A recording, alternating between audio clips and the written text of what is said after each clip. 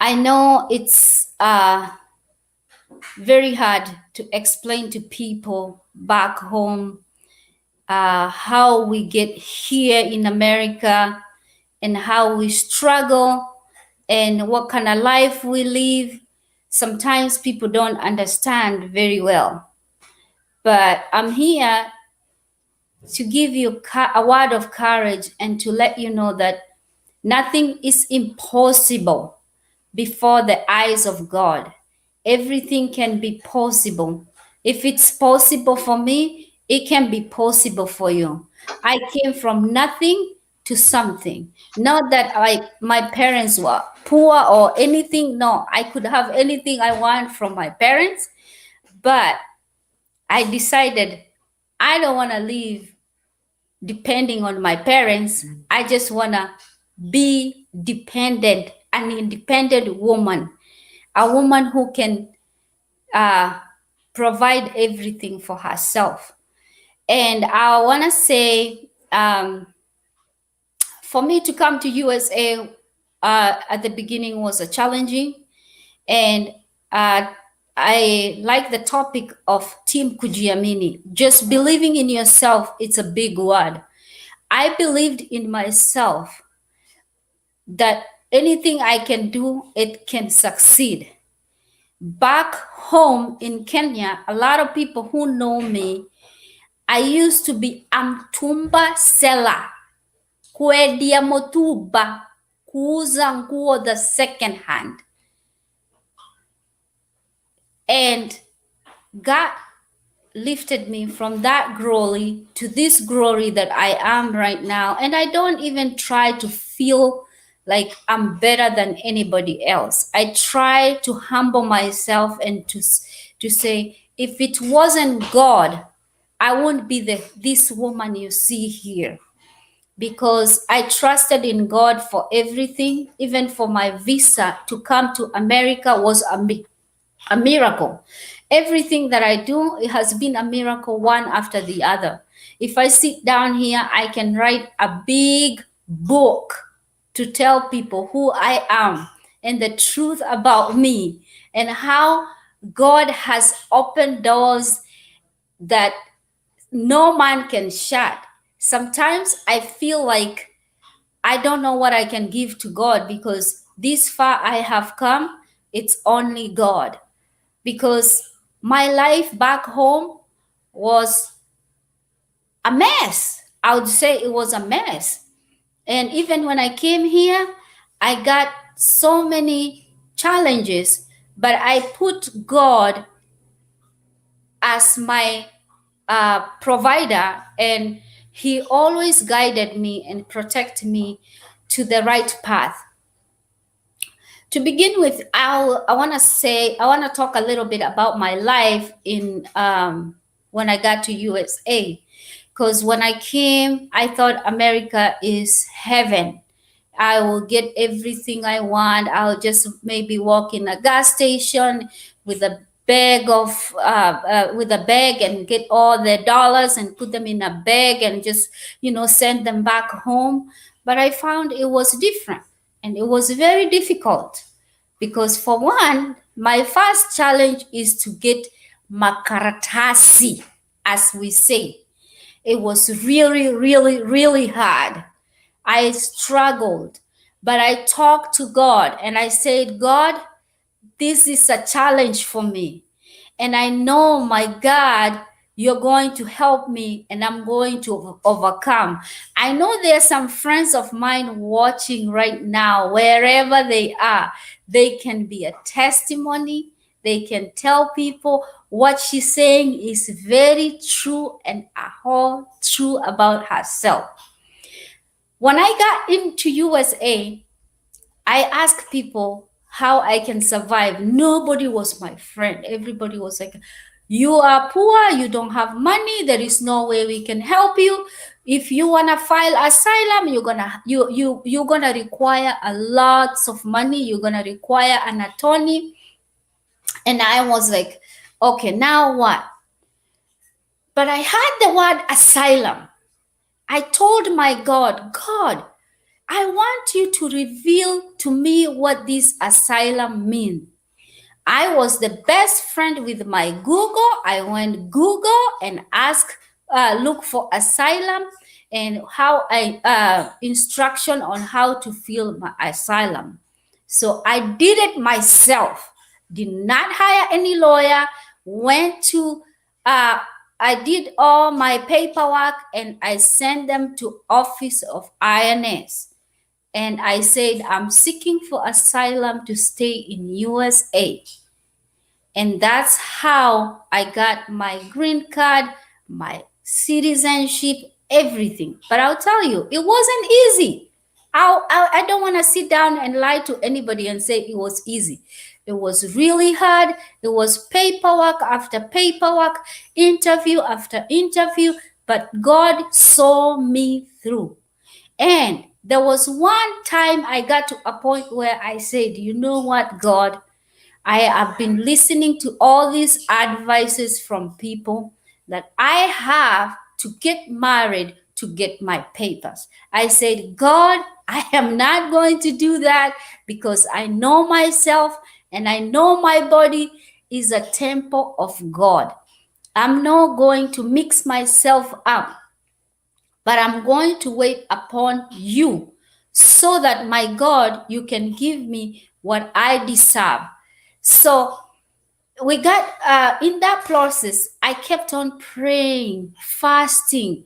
I got to a point whereby there was nobody would live with me because I didn't have no papers, I didn't have nothing. No one can rent somebody an apartment with no papers. And I said, God, you know me.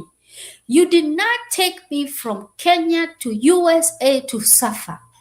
Now, this is the time I want you to reveal yourself to mankind. 1 week before I was evicted from my house, I received a letter from INS stating I have to go, I have a case, I have to go see the judge. And I say, God, I need you to help me right now because I am to a point where I've come to an end and I know nothing is going to work here. I either have to go back home and start my new life. So when I got to the judge called me and I told the judge my whole story. I told him, I am going to tell you the truth. I know I'm here illegal, but I'm here seeking for asylum and I need your help. The judge looked at me and he asked me, why do you need help? Because as I'm talking today with you, I am in a process of eviction. And by next week, I have to get out of the house because I don't have anywhere to go. And the judge looked at me. I was crying. And he said, okay, do you have a means? I said, I can get a mean depending on what you want. You're going to direct me. So the judge told me, I'm going to give you this paper. I want you to go to a work permit. They're going to do your fingerprint. Then after that, you go home, wait for a few days, they're going to send you a work permit. And you remember, I'm in a process of eviction. So I went and got my fingerprint done. I was given a paper for waiting.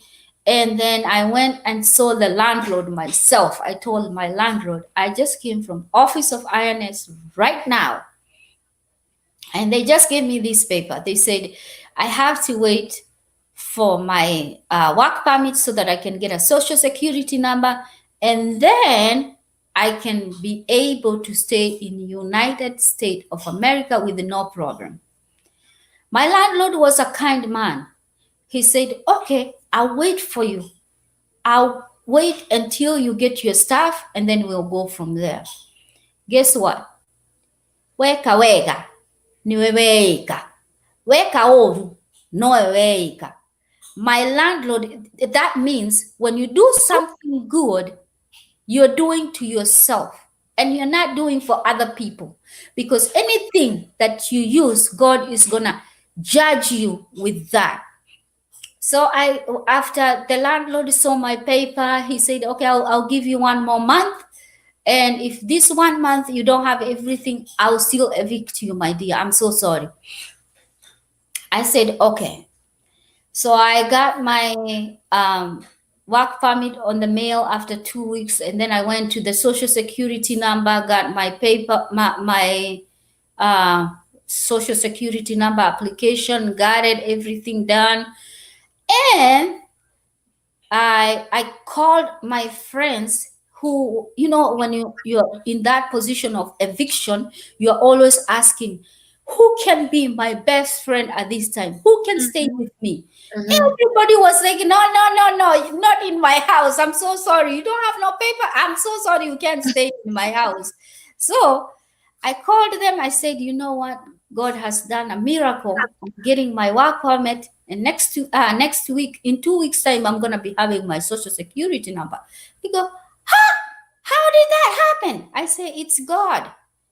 God can do miracles, and I know they are watching at this time. All my friends, they are watching me in Minnesota because that's where I used to live before I came to Washington State, and they can testify as a testimony of what happened to me.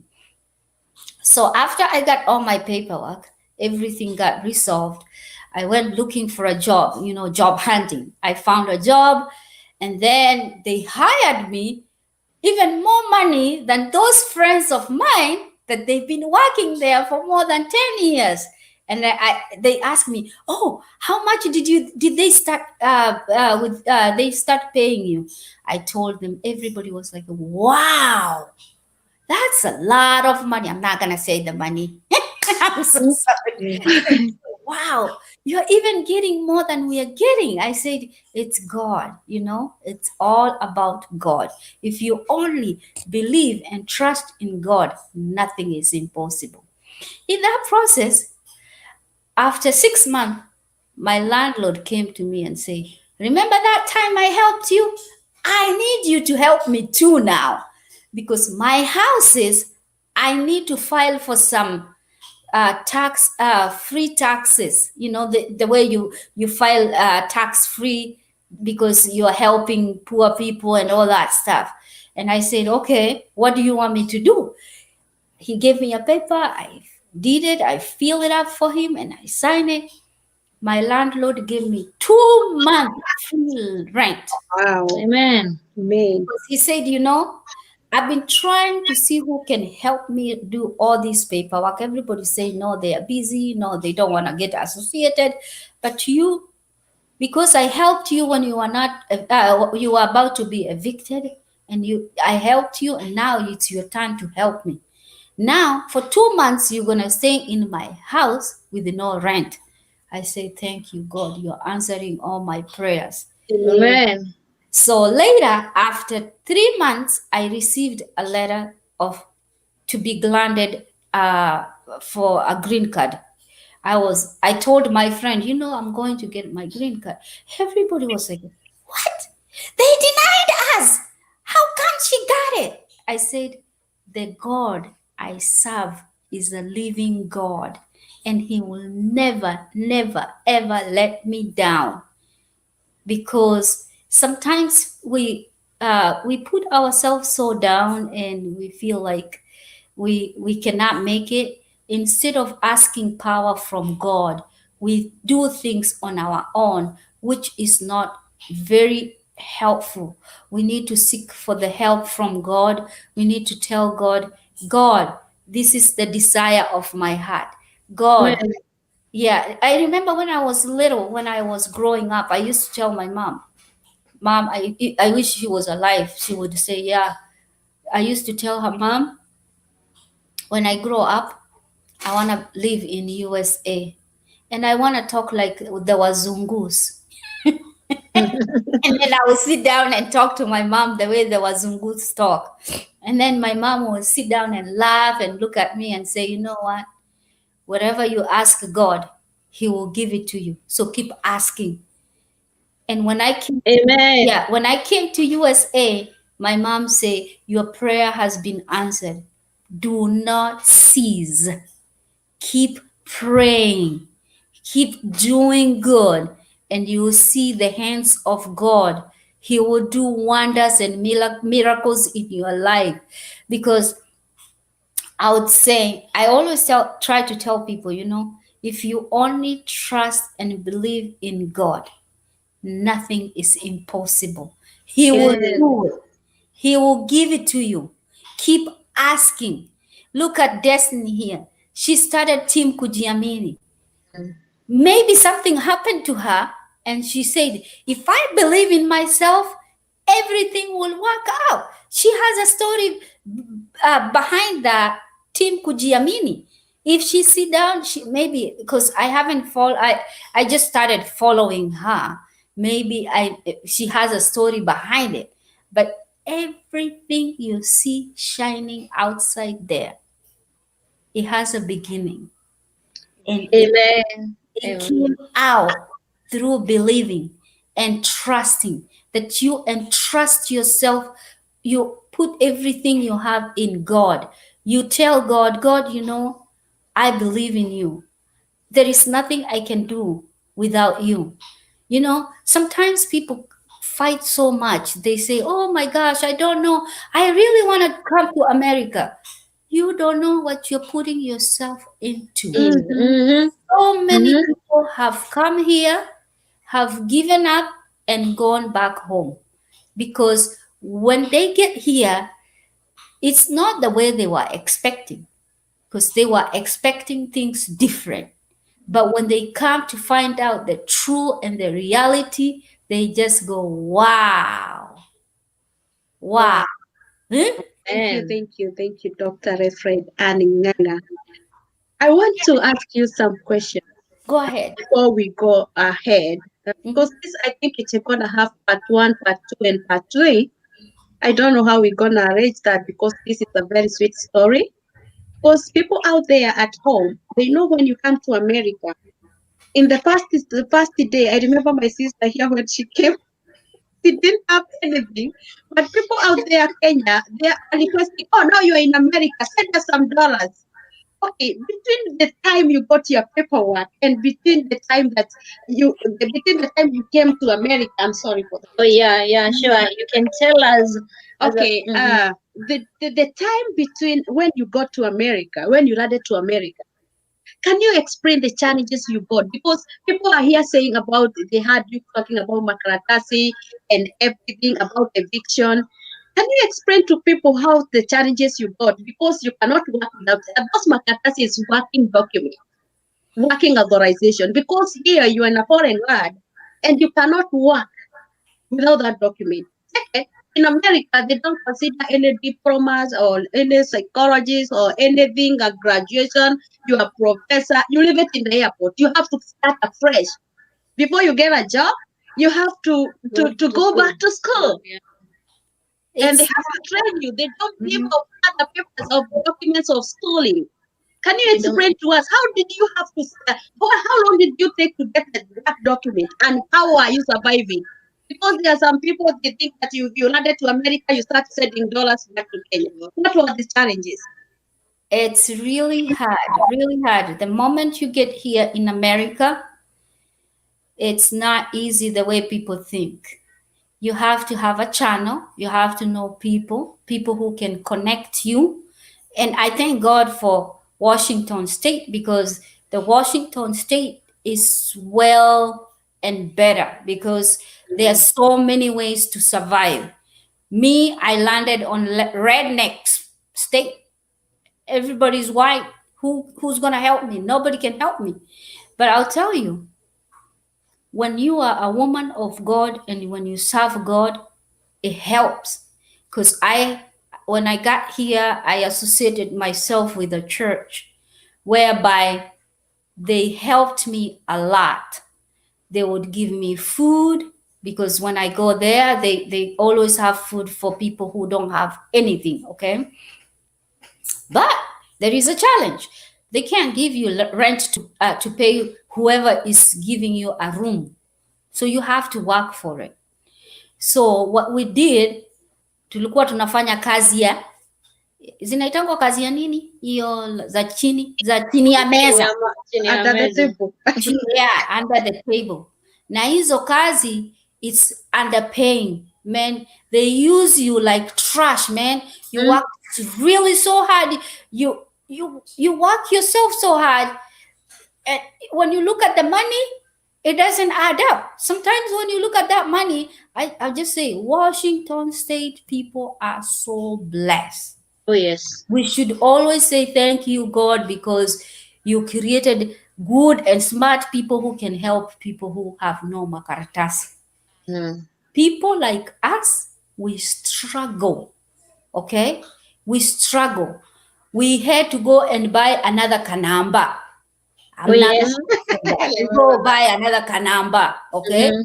You go buy, and then before Ni you buy that kukomboa, ni kanamba, kukomboa. Actually ni kukomboa monthly. yeah, Unalipia. now it's costing you money. Nothing Oh is yeah. free there. Okay. So you have to call home and ask them to send you a little bit of money so that you can go buy that kanamba. When you get that kanamba, you work. Sometimes the owner say, "Hey, I'm paying too much taxes. I'm not gonna let you work again." And it's Mhm. maybe it's jealousy. Maybe other people went and say, "Hey, blah blah blah. Oh, why do Yes, you iko. have? Yeah, Baba na you know?" makosa. Mhm. So many stuff, but because God loves us always. I use that number for, I'm gonna say, 2 years, 2 years, two Mhm. good years. Feeling the truth. And at that time I was working at McDonald's and I was being paid $5, five Mhm. dollars per hour.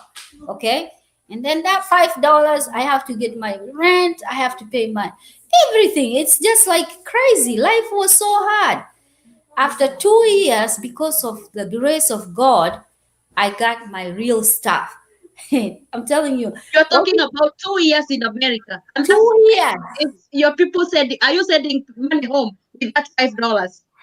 Well, And paying your bill and paying your kadambas and letting the car and everything. And the right. yeah. I'm So right. what saved me? My parents are well up.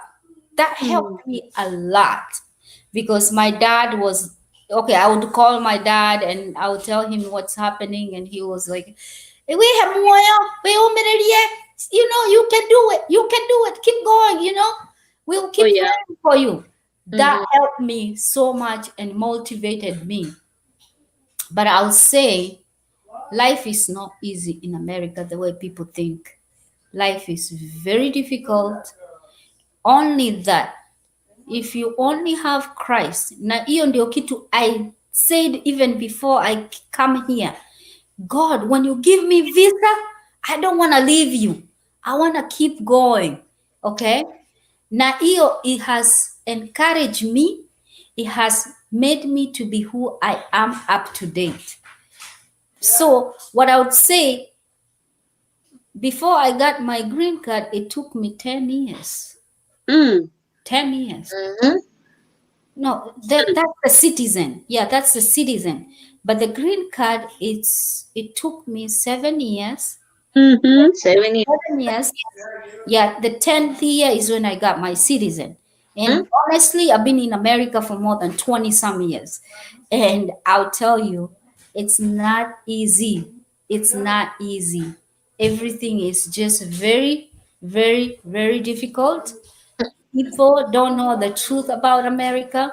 And I believe it's almost every other country because I had my sister in Italy and I have my brother in Spain, but they are all here now. They are all in America.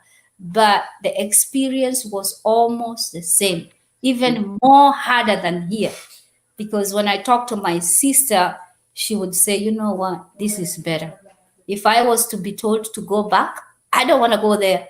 But I can stay in America even if hata sina makaratasi, nitakaa tu hapa. Kwa sababu hapa at least kuna niweka ka babysitting, or you Mm-hmm. do other job, and then you can survive.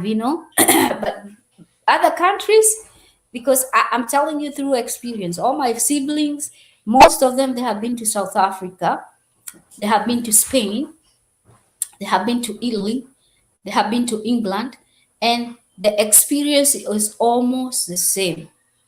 But when they wear everything, they will tell me, Americans, you guys don't need to complain because things are much better there than other countries that we have Oh, been. yeah.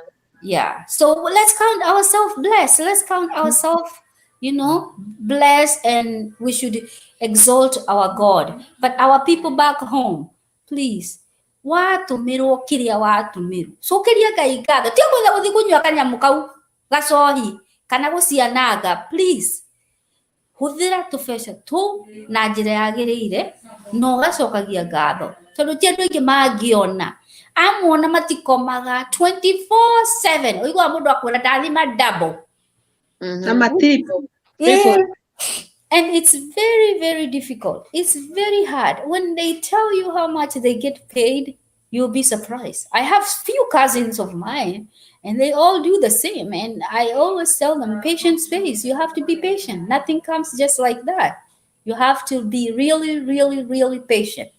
Kwoguo andu mucii ndumiriri iria ngimwira reke andu aya me guku America kana guku kungi countries ici ingi ciothe kiria gutumira kihuthire na njira yagiriire ti kuga mundu ucio maju mayo uiguaga. It's just a title of maju. Andu ungiuka uingire kwao ukore lifestyle ira maikaraga, you'll be surprised. You'll be surprised. Tondu Say it again. rimwe kiria gitumaga masurvive ni fasting. Matakire kinyona irio cia kuria arauga atiriri Tell them. reke niĩ save honokie ciana citũ kũrĩa mũciĩ. I know. Save thomithie tũu tũtangĩhota kuona gĩthomo. Koguo rĩrĩa ũkuona mũndũ ũcio awakĩte so hard, agakũhe kĩrĩa akũhe ti gũkĩrĩa arara mĩre ngiri ithano tu ũrarĩ nacio ciaku wewe Tell them. Ithe tuga nĩ wega nigetha rũcio arute wĩra na hinya mũno nigetha rũcio gagũtũmĩra onokorwo nĩ icio 10 ũrendaga. Tondu rĩrĩ, we work so hard. Oh, yeah. I tell people, I have 2 kids. And I tell even my kids every single day, I work for you. I'm not working for my mom, for my dad, for my brothers, for my sister. I'm working for you guys. Okay? But it doesn't mean you don't have to work hard. You have to work hard. Because when I retire, going back home, you have something you can say it's yours. Not either. And it's a challenge. It's another challenge. When we come to kids too, it's another big topic we can talk for That is topic for another day. Yes. I know. We can sit down and talk because I have teenagers in my house. And when I sit down and talk to them, I tell them, you know what? Ni ingĩikara thĩ ndĩmũhe rũgano mũngĩigua rũgano mũkinya mũrigwo ĩrĩ ũyũ aratwĩra ng'ano cia marimũ ĩka ciama in this world. And it's happening. It's not a drama. Yeah. Urakora mũthigari aikarĩte hau agwetereire atĩ nĩ wahũra mwana ũkarigwo ũyũ ũkwanjia ũmũũria atĩa. I was talking brief with Pastor Reverend Vicky, and I told her, you know what? This far we've come. It's God. It's God. It's not like our power. Tutingĩhota. Tũngiuga nĩ kũhũthĩra hinya witũ tutingĩhota ona tũtingĩthiĩ far. But we can only go far if we only have Christ. Tondu amwe taipu tũngĩacokirio Kenya tene mĩaka yathirire. Grace ya Ngai atĩ Ngai agakira akauga ũyũ ndangĩcokio Kenya tondu nĩ wĩra wake araruta na nĩ wĩra wakwa arandutĩra. Koguo ndagũcokio. But because we have to humble ourselves before the eyes of God, and we have to ask God for grace. Nikio wonaga andu amwe marathimitwo amwe makoragia atiri kaĩ ũyũ arathimagwo atĩa kaĩ ũyũ maũndũ make mathiaga magĩrĩire atĩa. No, it's the way nĩ ũrĩa wĩtainwo na Ngai waku. Ti atĩ nĩ mĩtĩ athiaga akaheo tondũ nĩ njigua andũ makiuga ũhoro wa mĩtĩ angĩ makauga ũhoro wa ũrogi. No, it's only how you relate with your God. No ngĩra Ngai niĩ Ngai kĩratũ kĩrĩa nyonaga harĩa kĩa ngiri igĩrĩ nĩkĩo nyendaga gwĩkĩra kĩu nĩkĩo aka make sure you wear that shoe. Why? Because you Amen. ask and you request and you say, in Jesus' name, I'm gonna wear that. Amen. Amen. Amen. That I is so always, wonderful. I always wished every single day that one day I'll sit down and talk to the youth. Yeah. And now that I have Pastor Vicky, my goal is to sit down and talk with the youth. Tondũ youth citũ nĩcio Ngai nĩcio ngoma aigĩrĩire mũno makĩria gũkĩra kira kĩndũ gũkũ America. I Na know. angĩkorwo hena mũndũ ũngĩhota kũmakinyĩra na kũmahe kiugo tu, will conquer something very big. Amen. Amen. Thank you so much, Pastor Reverend Anne. And you know, when you're talking, it's like we all know, and if somebody's out there who is in America, she's testifying about that. That when you come to America, the first challenge is just the first challenge when people are in Kenya is how you're gonna get to America. Oh, yes. And the mistake everybody does is just to say, you are going to America, you have conquered everything, you are going to the land of all opportunity, whether and people are saying Maju. Somebody I asked, what is Maju means? Because I didn't know what the Maju means. They said that from heaven, God is America. That's how people treat us, that in there is everything. Kũu nĩ kũrĩa gũkũraga kũrĩa kwĩragwo bũrũri wa matheco kana bũrũri wa kĩrĩa wĩtagwo andũ wa ũkĩ na iria. Yes, Yeah, it is ũkĩ na that iria. land. But let me tell you, if there is another country that has a lot of challenges, it's here in America. Very. Yourself, when you are in Kenya, you are very in love and very in friendship with your sisters and brothers. When you are to America, enmity comes. The first thing that comes is separation. That's another story again. I can talk about that. We can, Pastor Vicky, that's another big story we can talk, because I have all my siblings here. I'm the one who brought them here. But And you don't mingle. no, no. Enmity is still here. And then the other challenge is that when you have a host before you get everything or you know what is happening, nobody wants to give you any information. No. Even your own sister said, "Oh, this is America." They are saying like that. It's people who have power. They are fear. Yeah. Document immigration imoke mtu anakufukuza usiku. Mimi nimelala nje kwa sino maraine na nikutoka kwa my sister, little sister, blood sister. What's Lori? Pastor So Vicky. you hear that? Niĩ nĩ hostete andũ maigatĩtwo thaa inyanya cia ũtukũ kinya na ciana. And especially during snow time, especially my sister was timing my snow time. Anakufungia mlango, she just say, I forgot that you are outside because this is my house and everything is, this is America, you have to stay according to America. And it's like, that is one thing, when you come to America, you suffer depression. Oh, yeah. That is one challenge. Yep. You go without food. Many days. No matter how many people say that this is the land of opportunities, as long as you don't have that paperwork, and nobody wants to show you how this paperwork is It's been done. Makaratasi. And those makaratasi, nobody wants to associate or show you to do this and that. And when you are bringing people from Kenya, tell them there is challenges. Like here in Washington, yes, there is a lot of opportunities. But when you are coming, tell them people that here you cannot be hosted for free. And house rent is very expensive. You have to have a roommate. Right. Whoever will host you will cost you. You have to pay for your food. Second, there is some classes. And it costs like us from $600, $700. $700 is 70,000. Okay? So people are saying, call me there. You don't want to invite me because you are in America. Let me tell you, my dear friend, if you want to come to America, come with 3 million Kenya shillings. That's gonna have a real life. until you start earning your own.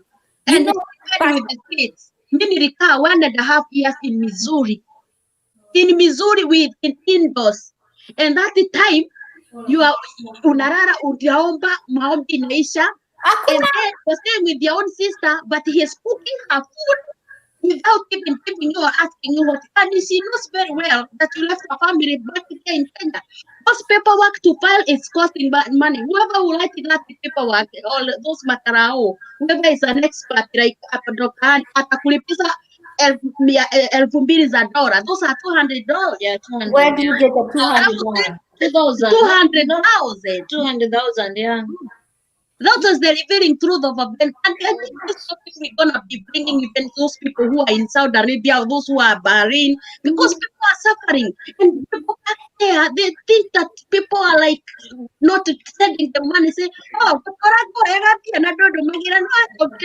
because you have been taken picture with your good clothes. You think people are millionaire. Another challenge is about when you get at work. Without those makarao, you are always looking for your back. You know why? Pastor Esther is the one who is going to bring immigration to me. Oh, yeah. Wrong! Wrong! Exactly. You know, Pastor Vicky, that one, we need to have a topic about that. Oh, yeah, sure. Niki gya kurehete guku kai wewe muraika they know wakurutire kwanyu no warutire mwali sister yaku kwao kana brother yaku kwao urametera thigari ni wewe niki why Holianga kutamuteithia mimi tunafuata na Holianga kutamuteithia this program nimuririkanaga Abraham atomwo to the promised land ri athire onake dinae muka wake akiugo cio ti mutumia wakwa no riria onire ni egukomwo nake ri ni wewe ucio ni mutumia wakwa we urenda ku why do you have to betray your brother, your sister, or whoever it is nigetha acokio muci nyonete andu makeinukio na warora wathikiriria rugano akwira ni ngania ni mukenya fulani urajitanire uretanira niki na reke ngikwire andu tacio they don't even succeed, they don't do well in America because at the end ona no kuinukio mainukagio nigetha ndikie rugano ruru ri ndirenda kumwira atiriri anybody has been hosted by anybody leave that place in peace tondu ndui hinya uria mundu ucio ahuthirite gukurehe gukuiga nyumba iyo yake na kinyona gukuhost nona Pastor Vicky na mutumia ucio maikarite nake Elsie she hosted her. Oh, yes. We urenda kuma gwakwa we enemy niki kutangiuma gwakwa onuka ukanya no kajira atiriri ni undu wa ku-host ni ndoka ndakurehera kamutu ka ngano na gacukari na gacumbi mwathani akurathime uguo tu ona ni ukiage kugura indo icio ciothe ukana maguru tu uke ungeithie unjire atiriri he niema haria wandutire ona ndiui no ngai owe ona ndukangurire kindu uke tu no we urenda kuma gwakwa uthi unjambie ukiuga uria huana ukiuga uria njikaga urenda kunjambia niki ko urariganirwo na kuria waumite no kuigatwo waigatitwo we nyakanga anyway ni ndi muhonoku na ndikwenda kwaria horo that is Horianga, and it's acceptable in different communities. We know we have Pastor Elsie now talk, but no, who is Pastor Elsie or maybe oh my the thing is it hurts me so bad. It hurts me so bad when I see people, when you help them, you do good stuff to them, you try to be the best, okay, but mundu wathi atakiganagira ona ngimwika wega atia no ari kwaria no ari gucambia handu uthi warie wakwa wega ngai ni ucio makuri aradutire ona kuria kungi akiri kuingatwo ndaigatitwo handu uthi warie uge atiriri mangai mutumia ucio ni uria aranjikire no ngai uwe I No, know. negative of me. Why do you want to talk about me? Why? Actually, it's, I call it a demon. I call it a demon which is beside inside the people here in America, like the demon of watu kuinukiana, watu kuongea uongo juu ya wengine pasi. Unakuja unapata mtu anaenda na anakuwa ya kwamba sasa mambo yenye unasikia ni kama unakaa tu zile za ai, ni mimi. That is what is happening here. But we thank God, and because God have given us the strength of overcoming all that. When I came here, that before I landed at Boston. I thank God. I landed at Boston. That on last year June. And I thank God because of my host and Carrie, together with the husband George. They were so good. They given me the whole information. They given me like the whole information which I needed. They felt like let us tell you this is the way it is here. And actually they are living at Massachusetts, that at Worcester, and they could tell me like hivi ndivyo mambo inakuanga hapa. So I thank God because of that information. Hello, sasa ikakuwa ya kwamba pia ni kutafutiwa job. Unaona sasa, angalia pale pale niko pasi angalia kule Kenya nikitoka, ile story ya pasi, unaona ile kubebewa kibeti. Nataka kuongea hii sababu ya wachungaji wenye pasa Mogo na kuona my brother na wachungaji wengine wako hapa. You know that level that we are, that when you are going to on Sunday service, the arm bearers, they are carrying your bags, and like when you are leaving the service, you know all that. And like when you are going to the to minister, you have a girl aside, you know, the arm bearers, and like you see that life, and that life they are hanging out with the pastors, you know, the pastors, because you're in that level. Sasa na umefika huko. You know what happened to me? Let me show you. Mimi tatu niteke nikatafuta job. Unajua job yenye nilipata ilikuwa ya boch. Hallelujah. Mchungaji sasa nilikuwa nimemwagilia mafuta ya Reverend, alafu ilikuwa moto, manake ilikuwa na only 1 year, you know, nilikuwa sasa, unaona ile nguvu na jinsi ya kwamba, because in my in our church there in Banana we have another associate pastor, 3 associate pastor who I have ordained. Sasa uangalie ile kiwango sasa na tumesherekea, tumekula buzi Masia anaenda Amerika, Masia anaenda ngambo. Sasa na mimi ndio, acha nikwambie, sikudanganyi. Unacheki hizi weave sikuwa navanga nilipofika Amerika. Jambo la kwanza nilinyoa nywele. Imagine, sasa mimi niko boch na mimi nilikuwa na boch kwa nyumba. Yani nataka mnisikie vizuri akina Chico Tricks, because you have been playing with you so much and I know God gaini yako ika. Sasa nikakaa tu sasa ile maisha, yani ile maisha sasa mtu mwingine. Alafu mimi nilikuwa na zile njaro za kuhubiri, most of my time nilikuwa nadunga tu dress na maskat. Sasa kufika huku utaanza kuvaa zile mapencil na scrubs, no? Sikuanza kuvaa scrubs. Sasa Viki, nilienda job ya hao unacheki. Sasa place yenye nilienda kuandikwa, nikaandikwa na kapo ambaye ni Mtaka na Mluya. Haleluya, Bwana asifiwe. Sasa wacha nikwambie, sitaki kuambia. Sasa nikakaa kama nimeshikwa na depression. Hakuna mtu nataka kuambia, kumbuka, hakuna mtu nataka kuambia. Alafu unapata mtu amekupigia na kuambia mtu kateli mwadhani ya gozo akiangalia asuria kutuma kitu ni kando. Sasa hebu imagine, yani hebu sasa wewe niambie, wewe uko Kenya saa hizi uko na nyumba tu poa ya kwamba sasa uko na house girl. Sasa imegeuka wewe ndio umekuja kuwa na house girl. Ili basta anaacha kunichekelea. Ili nichukua like a whole month. Nilikuwa nachapia mother job kanalia. Unajua ile design ya, alafu hiyo nyumba sasa, acha nikwambie, nyumba ilikuwa nini, 5 bedroom, kulikuwa na nini, choo 5, 5 toilets. Alafu nyumba mama hao ilikuwa kubwa, kulikuwa na 2 living room, 2 dining, you know, and like I don't know, there was a 3 stairs. Mmoja ilikuwa anapotea. Sasa mimi mchungaji bana alibashaika na anapatia watu laini na kutabiri na kuhubiri. Sasa nimerudishwa ile level ya chini.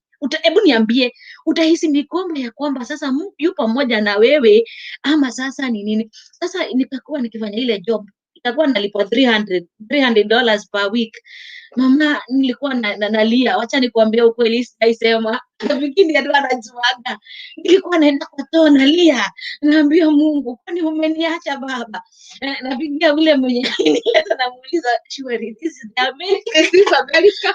That was the most challenging. Mama alikuwa na watoto wangapi? Watoto watatu. So alafu kitu ingine ilikuwa very frustrating. It is good even when we are in Kenya, let us try to talk English, sababu watu hiyo wamezaliwa huku hawasikii Kiswahili. Ukimwambia mtu na Kiswahili anakuambia sewa andi, and you are like, kai, unakaa tunaenda kuambia mama yake nimemwambia hivi. Sasa mama yake alikuwa yuanichekelea tu zile, unaona. Siku moja akaniuliza like, Esther, where are you in Kenya, what were you doing? I told her I was a pastor. And she was like, really? He was a pastor? You have a church in Kenya? And she is like, the lady and she was younger than me because she was about 30, and like me, I'm like on the middle of my 30s. And you know what? Unaongea Kizungu yako yote inafanya nini? Inakuisha. Wacha nikuchekeshe kidogo. Siku moja hii sitaisahau. So nikakuwa na washazi recho.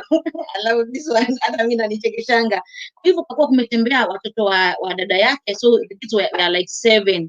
So nilikuwa tunajua ya kwamba wakienda loo bathroom wanatumia choo vizuri, wana flush those tissues. So this day I went to take out the trash and I found like the whole full of tissues and a sheet.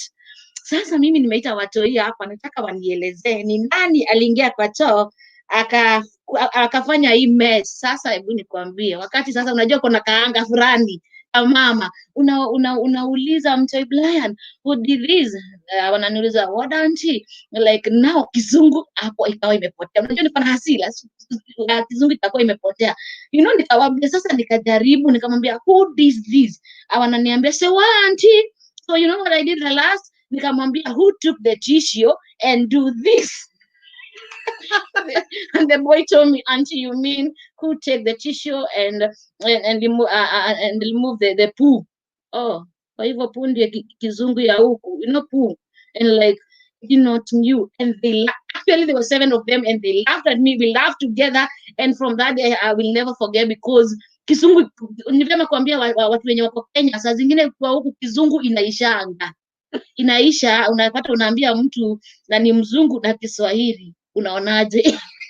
Kidogo unakumbuka asikii Kiswahili. So life is not easy. Life is not easy in America, especially to the women and the men of God. Hallelujah. I know you can listen to me where you are.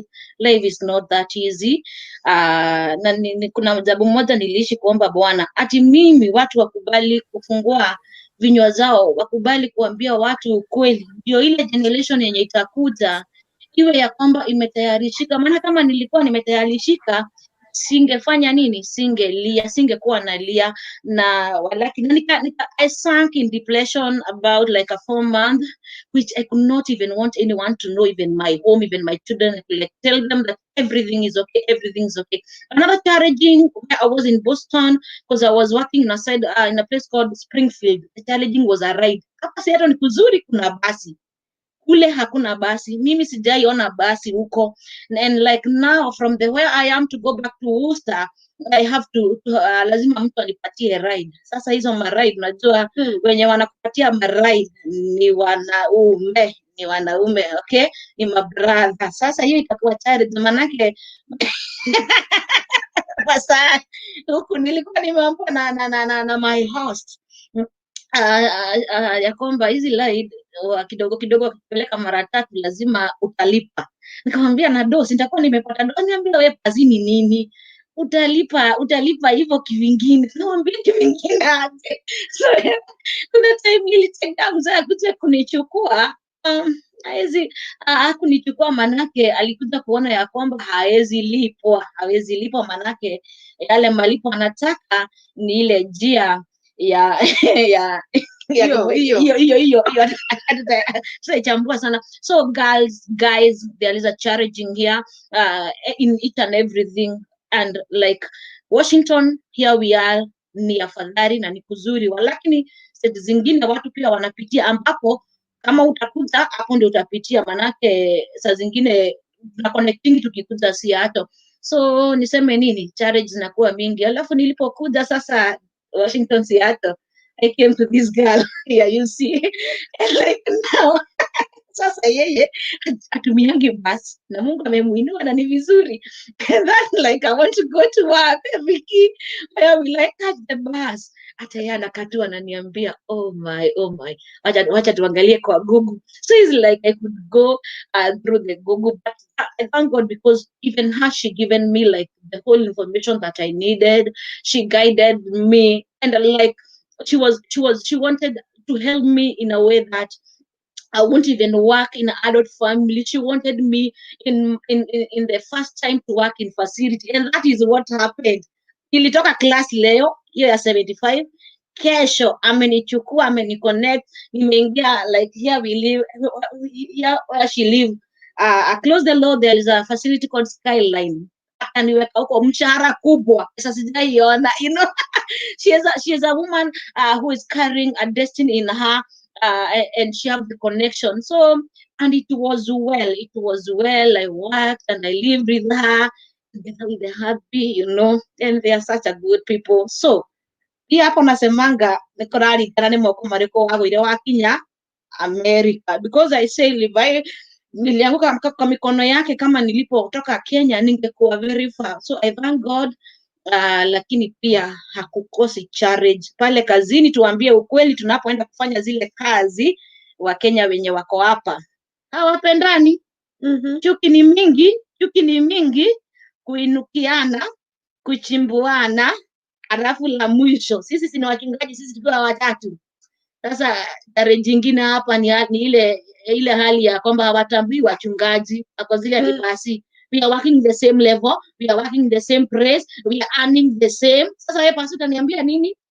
Utanihubilia nini? You know, mimi nasemanga saa zingine wana vichwa kubwa sitaki wanisikie, lakini hizo vichwa kubwa, and like I don't know why here in America wanapendanga kuinukia mapasi, you know. So it is like when I usually go to work in a certain place, if I'm new there, kama kawa naitwa mchungaji Esri.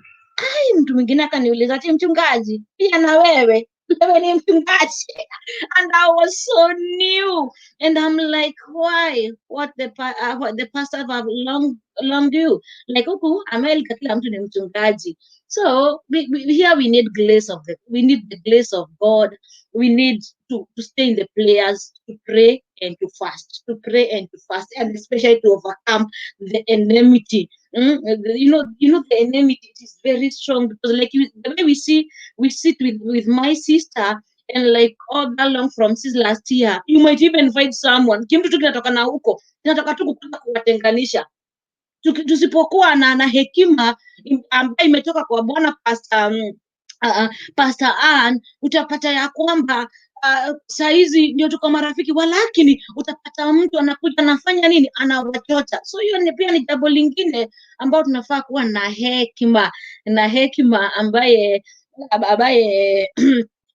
inatoka kwa Bwana. Jambo lingine lilinitia challenge basi ni kuandikiwa hiyo story ya makara. Wacha nikuchekesha, I wish I knew you. Mimi niliandikiwa Vicky, I want you. Vicky want me. And because of rush, she did not say that part. I could feel in my spirit, I want to do things. So she could tell me like, we're gonna do things slowly, and I'm like, naona kama anachelewa. So this is what I did. I found this with Dama. I was so much willing to help me. Akanitolea makara. Story ilikuwa yangu, mimi ndio nilijitolea story na nikakuwa sawa. Lakini sasa hii story ya kufill form, unajua nimerudishiwa mara ngapi? Mara 5. Mnatuma inarudishwa, tengenezeni mahari. So pia nayo inakuwa ni challenge kubwa. Alafu ilipotuma mara ya mwisho, unajua niliambia God, you know what God, I know I can live in America without even hizo makara, na sitasumbuka. Roho wa Bwana ndiye alinionea usiku akaniambia, jaribu tena. So, but this time I changed the guy, and like we did with another guy who is so good, and akafeel tu poa kwa utaratibu. Manake imagine there was a time tulikuwa tumeambiwa ati hata form zenye tumetuma it is outdated. Unajua hii mambo ya huku. So the last zilikubaliwa na nikakuwa nimefanya nini, nimerejeshewa. Lakini kama sijarejeshewa, wacha nikupe story. Hapo ulikuwa unasema watu wa kuburiana na watu wa chuki. There was this lady we are living with same apartment with her. Nakumbuka kuna time alininukia na akakuwa akinitumanishia ati ende aambiwe ili Amerika na tunaweza fanya arudishe nyumbani. Huku kuna kwa na madret jameni, wacha nikwambie, Wakenya wako huku wako na kiburi. They love to bull people. And that this lady told me like, I'm going to tell her, you know what, because she is a pastor, we can make her tarudi nyumbani. And I was like, okay, it's okay. It's okay. Nakujia nini ende kwa makarau. So I wanted to say this, when you come to America, omba tu Mungu wangu katika mikono kama Vicky ama Pastor Ann watakuelekeza. Me, I'm only 1 year, but what I have learned through those two states that I have been, Boston and here Washington, it is a lot. And only thing that itakuokoa ukiwa Amerika, kufunga na kuomba. Those are the only two keys that you can use to stay in the katika nchi ya Amerika. So Bwana Yesu awabariki na watende mema. Tuko na mengi. Tuko na mengi sana. I'll be hosting this every time. And this is a good program, and I can see people are enjoying the program. As I can see, they are commenting and they are coming, and keep on tuning and keep on sharing this information. Because sometimes you people, when you are out there, most of the time, like me, being the CEO of Team Kujiamini, I got a lot of challenges, and people are telling me, why are you not connecting me to come to America? And I tell them, especially right now, usijaganywe, there is suspension, and tutawambia, right now nobody is coming to America unless you are a citizen or unless it's an emergency. Medical emergency. So whoever is telling you that you go to apply for a visit visa or something to connect you, and he's charging you, please, I want to give you an information. Just stop it, because it has been suspended until December. It was announced on June because of COVID-19, and still because of that black supremacy and that I can breathe. People have been going unemployment. The government of America, federal government, has been paying a lot of money to unemployment people. So they are costing a lot because the economy of the country is very low. So they are resisting anything. Anybody with even a green card and you didn't come, it is suspended until further notice. So whoever is willing to come to America and you are being told that there is an opportunity, people are telling you, I can bring you to America, you just pay this and this so that I can bring you to America. Just say, stay hold. We're gonna come here and we'll be announcing that to you guys so that we can give you a lot of information, because that's why God has brought us here, so that we can be informing you out there. Oh yeah. So there's a lot of challenges, as my sisters have said. Me, I've experienced a lot because I did not pay for that asylum. Can you tell us a little bit about No, my story is different. The story is different. And I came as a pastor. I came as a minister. I came to preach. There was a conference in Missouri. That is where? In Missouri, in back to 2000. By the way, this month of September I'm blessed because I got there on my birthday on 2016. God gave me a visa. And on my birthday, I am celebrating too much. I thank God. So what happened when you landed to Missouri? When I landed to Missouri, it was a bit because I came from. I was hosted by my sister. Oh, your my sister? little sister. Oh, She yeah. was my best friend. And when I was back there in Kenya, we were like twin sisters. But right now, we are worse enemies. Oh, when you are in Kenya, you are so close. I was so close to her. She was my confidence. She was my everything. When I was passing through hell, she was there to support me. Oh my God. But when I came to America, we stayed with her. Then to her, I love her with all my heart, and I respect her. She's my third born sister, and I'm seventh born. And she helped me to come to America. She connected me with everything. She paid for my visa and everything. This is America. We have to talk. That's how we talk. Don't be. You have an accent. No, I just wanted to know, like, as you tell us, now she was your best friend, She but was my today best she's now friend. your best friend. She was my best friend, and she hosted me in Mhm. in her apartment, in her house. She was a doctor, and right now even she's a doctor. Although like 1 year I have not talked with her. And the whole year. Wait a Okay. minute. And then when I landed to America, the life here was like so challenging, and because in Missouri it's not like Washington. There, I had in Minnesota, Dr. Ann used to buy a kanamba. Oh, In yeah. Washington, in Missouri, there's no kanamba buying. So I used to babysit in private. Watoto walikuwa naletwa kwa my sister. Nalipwa $20 Per child. per, Per day.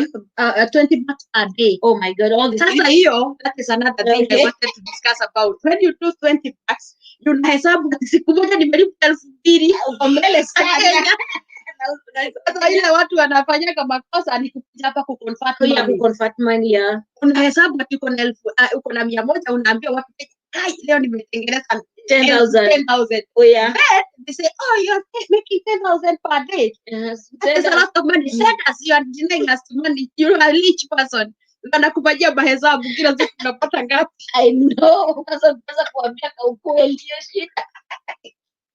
Ya kuambia ka ukweli.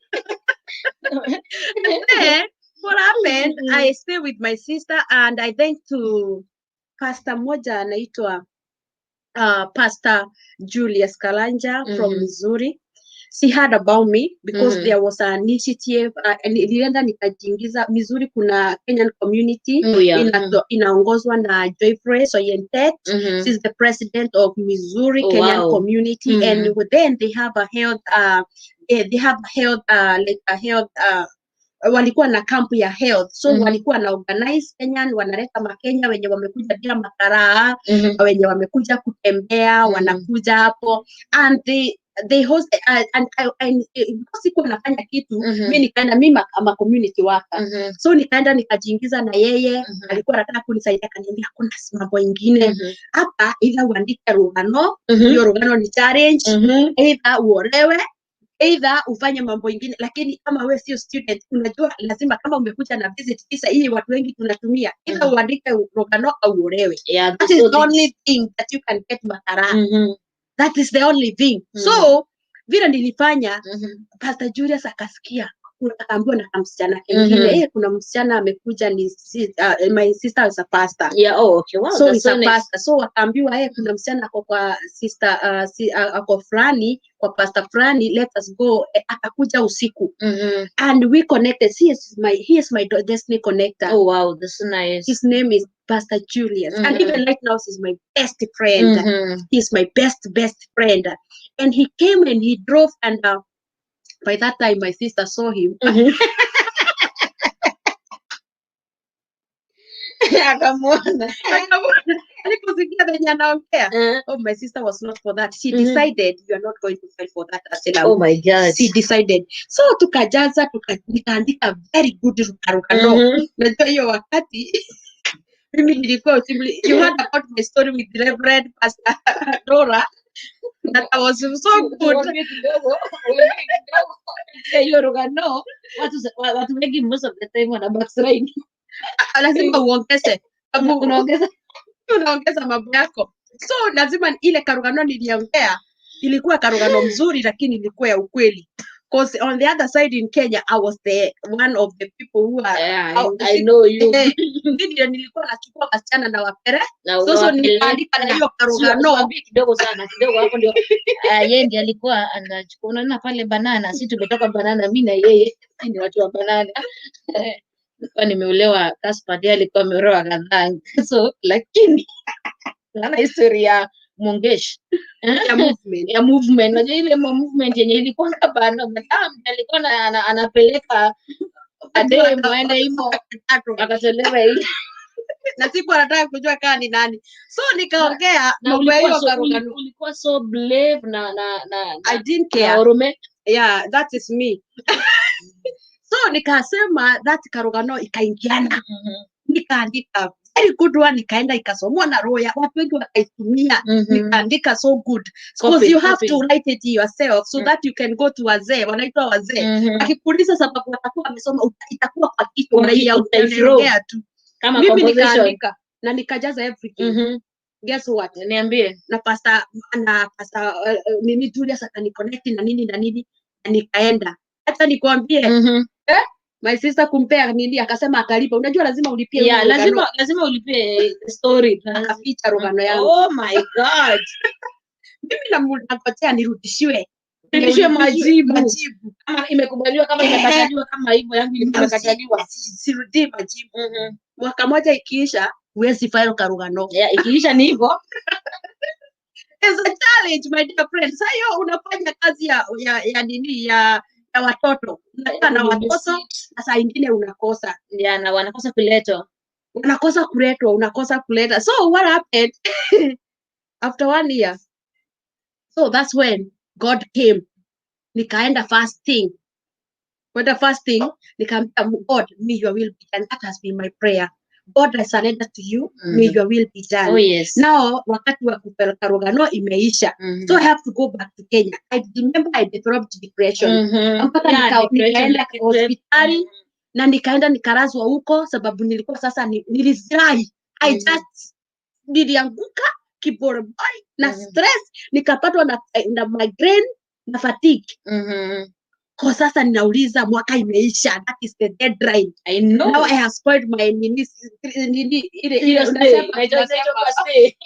ya miaka 5 umepewa miaka 5 wapi? Ukisha usifikisha miezi 6 umeharibu 5 years. Wacha nituambiane ukweli ujulikane.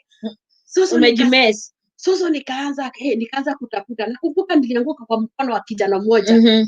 Sasa na yeye akaniambia, wewe unajua sasa lazima ufanye nini? Sasa huo nimeanguka. Sasa nikaambiwa the next opportunity for you to stay in America. Either you stay in Kenya or in America. It's just to get married. Tuambie ukweli. Huko kunanga cha bure. It's like sasa kijana akakuja akasamba kuniambia sijui nini za kusaidia. For information, she was divorced. Na sasa hiyo amepewa mtu mwingine. Nikakaa na watoto wake. Kama mate. Kama wife. Tuambiane ukweli. Siku moja. Wakati nilijua ukweli ya msichana wake wenye alikuwa amepea saa hiyo kwa process. Ndio huyu amangambanga. Yaani hebu tuende kidogo. Cheki Pastor Vicky. Mtu anakudanganya. Angalia hapa. Mtu anakukaranga anakuambia atakupatia hizi pepa akuoe. Na tayari kuna mtu mwingine ameoa isili, tunasemanga kuheana maratani. Already ashapea huo mwingine amelipwa. Kuna hiyo process haya. Sasa na mwingine hapa anajua mimi ni wife by the 1 year. Huyu hazi atanipea basi. Na unajua ile ndaro ya kutimiza ile ndaro. You know what happened? Hebu ni ile ndaro pia ya kutimizia hazi inaendelea kama angalia na watoto wake ni baby daddy. Cheki ile kutumika. Anataka muone kwenye depression huku inatokanga, si mtu anatakanga, mtu anajiua. Mtu amekuwa fake. Na yeye mwenyewe anakucheza tu akili, anataka tu mbebestie watoi. Ndio akileta ule dem mwingine we akuchunze. Kumeria. So huyu alikuwa ametupa bibi akaachia watoto 3 na mama yake. Akinililia machozi. I know. Akaniletea karao. Mimi nilikuwa natoka job yangu, sasa hiyo my sister alikuwa anafanya healthcare. Akanipeka namba yake. Alikuwa ananipeleka. Hebu ende kidogo hapa. Wakenya wakijua siri, yani tunaitanga ni the weapons. Unajua sasa sinyo akajua uko na kanamba. Akafanya nini? Akajua si yangu. Na sasa hiyo pesa yote namwekea ikifika alinilipisha na niko kwake. Na sasa hiyo niko wife. Na niko butch. Nitekele ni pesa yangu. Nitekele kiasi. Unachekiwa kuchezwa. Unacheki. Unaambia manake ni happy. Sikieni hapa. Manake ni happy. Unamwambia kila kitu. Na namba kuna mtu amenicholea amenipatia. Kufanya nini? Kila siku ilifika nimepea pesa. Nimepesa simetosa za kulipia ile wedding. Wedo, si ndio? Upeo makarao. Nilikuta gari nje ya wazee. Nyumbani imekaa hapo. Sasa wamengojea pesa yangu amekula yote yenye nimetengeneza, Amekutumia, amenitumia, amenikosanisha na my sister, ameleta na saa hiyo sasa ameleta karao. Anataka ulipotiwe urudi nyumbani. You can imagine. Ulipotiwe sasa urudi nyumbani. Makongorizo. Yani watu wenye si wa Kenya. Manake unaona ukianza kuingia katika hiyo ngori ya dhuri. Sasa story yako mama. Depression inakushika hapo. Alafu unaenda na maji kwa mbali. I remember I went to another church. Thank you God. Nikaenda kwa church sasa, nikaanza kuomba. Nikapewa prophecy. Nikaambiwa hata Trump mwenyewe akikuja hata kuchika. Sasa hiyo nikapewa, nikaambiwa God is going to give you somebody who is going to show you this to show you the way. Your guardian angel. Mimi na akili zangu nikaingia online. Kule kwa dating site haraka mara hiyo. Ndio huyu mimi nikakutana na huyu sasa mzee wa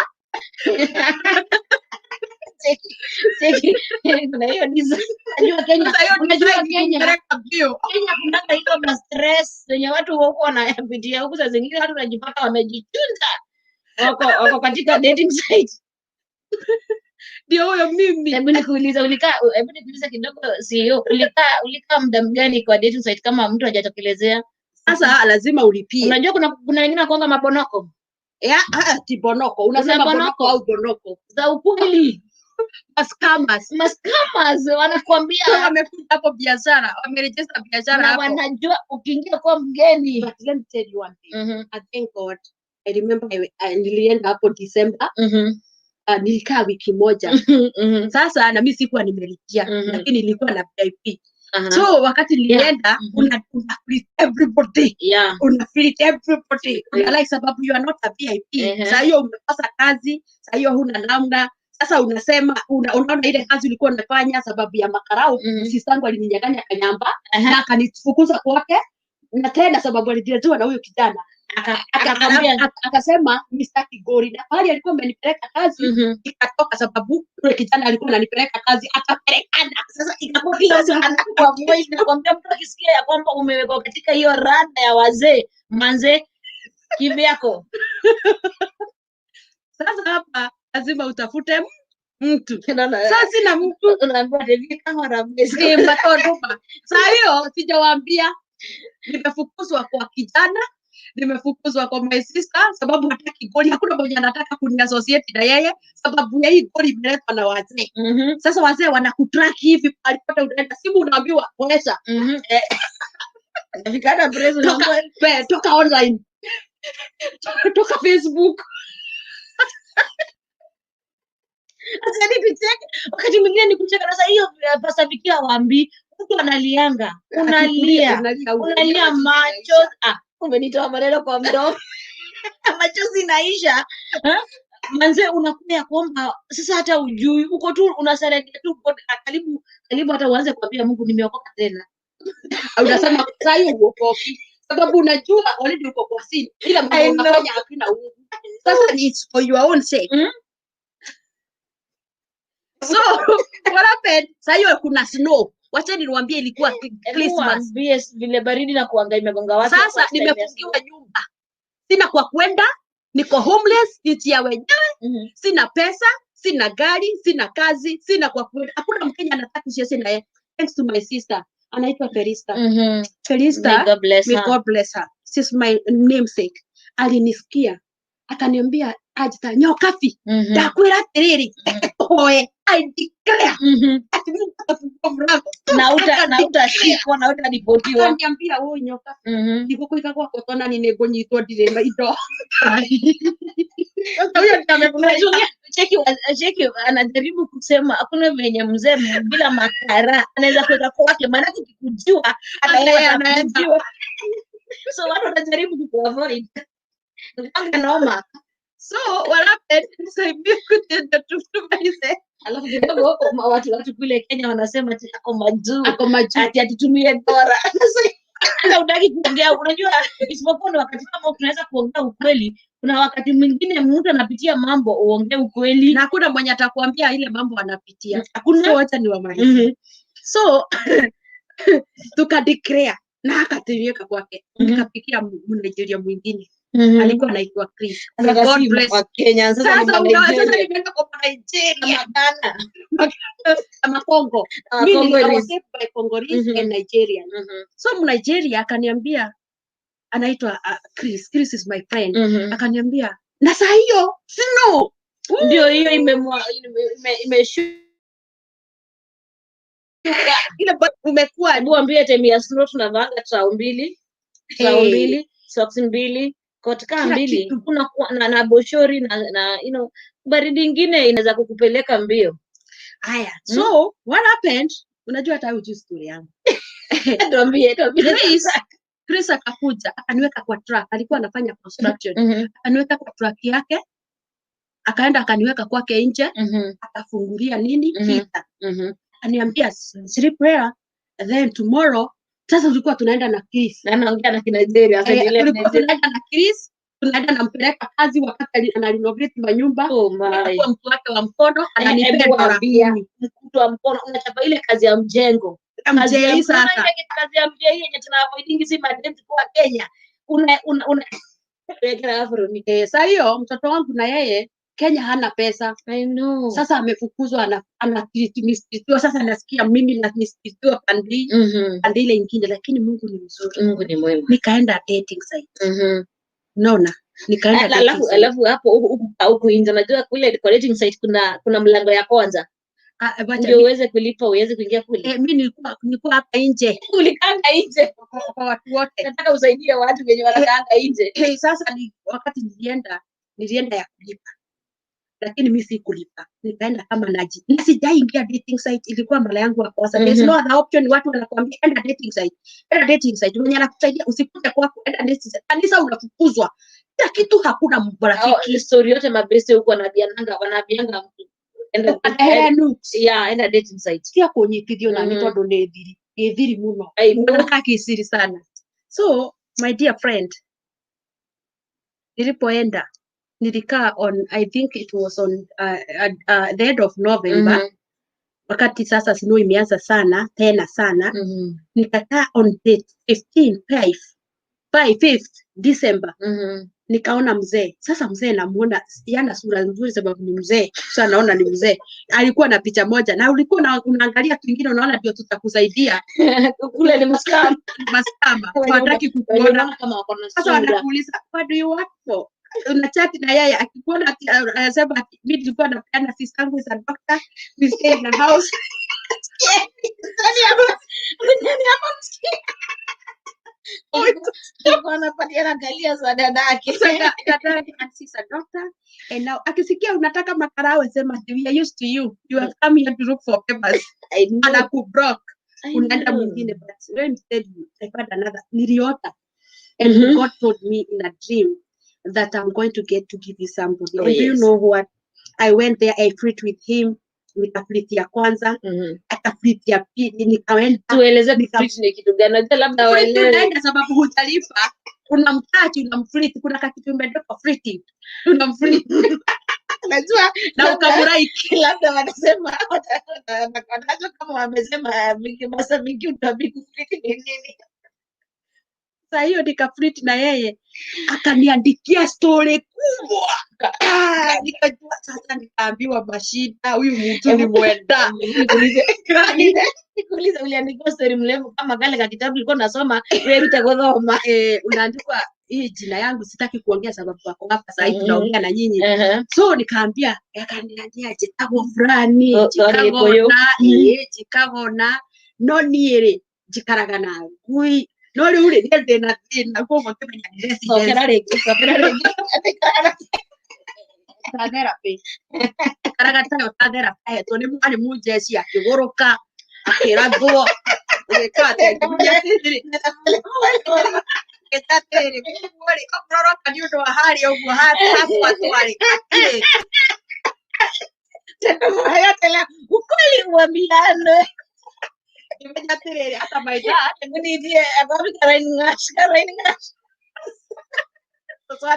wacha nikwambie ukweli na vile Viki anakuambia au watu wa huku the brown au ni watu maigare riu hau hagikuyu kiikari gikuyu andu aya guku rikaragia na gukorwo tugokire aya maragia ma aya matihithaga angĩkorwo na gathĩna gothe kana gũtikana karake ga kũgũrũ nĩ kanini nĩ egũkiuga tũratha kana tũna tũnene kamwe nĩ kanini koguo nĩguo mũtungatĩri akiuga rĩrĩa mũtungatĩri nĩ egũcokera kahora na gĩkuũ kahora amũtarĩrie wega agĩũka kanda ĩkĩmwandĩkĩra rũgano we rũnene na rĩu rĩ wa mbere akĩmwĩra atĩrĩrĩ aikaraga na ngui tondũ ahetwo tarĩ ta therapist nĩgetha meciria make rĩ matige kũgĩa na gwĩciria mũno nĩ tondũ arĩ mũjeshi na rĩu arĩ jeshi ĩtagwo tena gĩkũyũ nĩ jeshi rĩu arĩ mũjeshi na rĩu rĩ akĩmwĩra atĩrĩrĩ ndona ciko tricks akiuga cokera hau kahora akĩmwĩra atĩ akĩmwĩra niĩ nĩ ngũrũka na nĩ ngũrũkaga na ndagũrũkire kwa jeshi nĩ ũndũ wa mbara iria tũrũaga rĩngĩ nĩ makĩagwo kĩndũ matika menomo cikĩgũrũkia agĩte mbaũ ngai mũgũrũki urũkia atĩrĩrĩ niĩ na niĩ rĩu nĩ therapist kĩndũ kĩa mbere tondũ ndiendete ngui menya ngui kũhũrwo nja tondũ rĩu ngui niĩ ndakũranirio na ngui rĩu bona abindienjera akaga rĩu rĩ tondũ niĩ ndakũranirio na ngui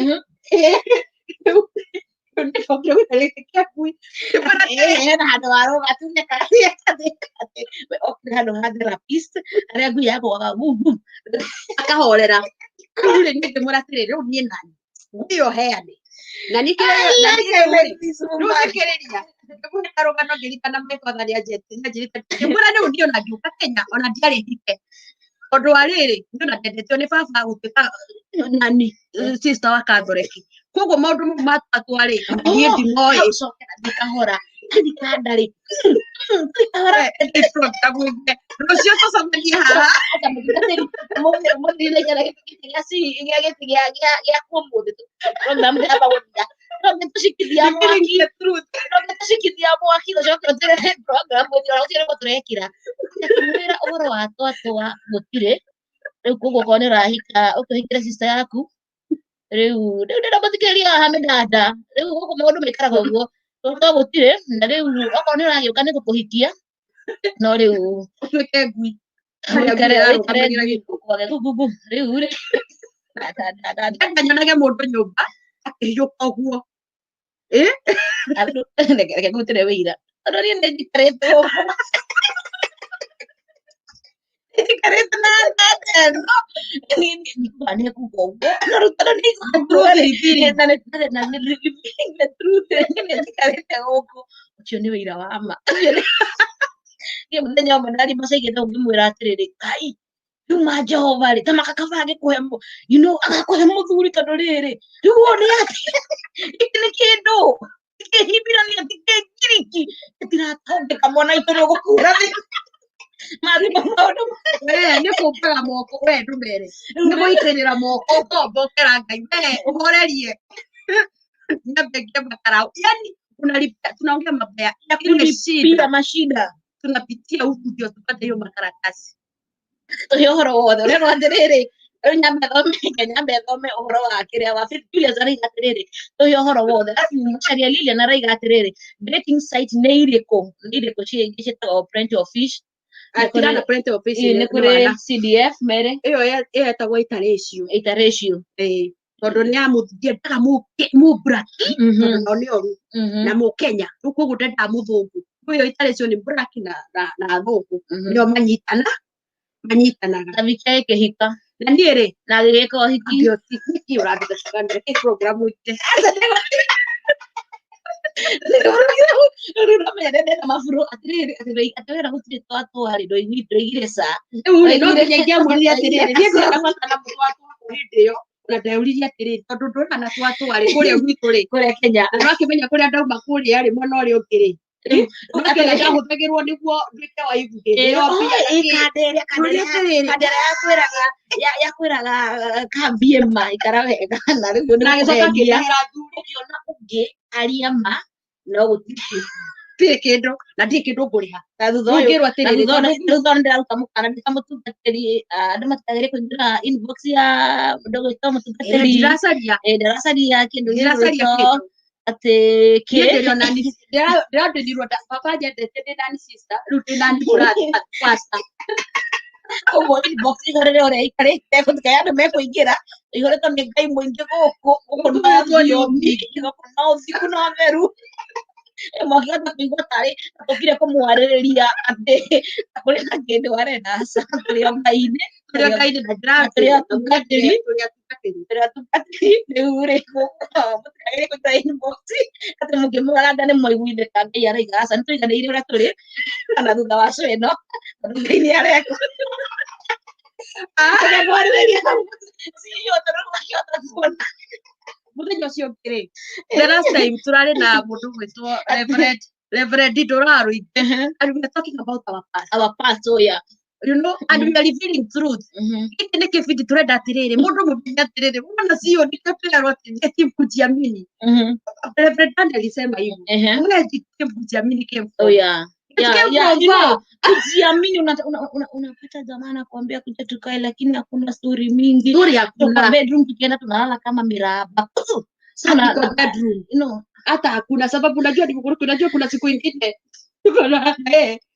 katika kitu hapo akasema I was fighting the bad guy sasa mimi kwa kiti na kwa kitanda ndio naona mimi masaa hii nafanya kazi ya usiku mzee wako ndio alikuwa anataka kuambia huku ni night shift na wakati ule si night shift utampata hapa kwa online siku zenye tulikuwa tunakaa naye damu na mabiki dogo kama matama kajuri kama kulipiga hero that day kwa tukateri atira lekia please ndirenda kuigua uria gwathire rucio hii tumeni hapo Kenya rucio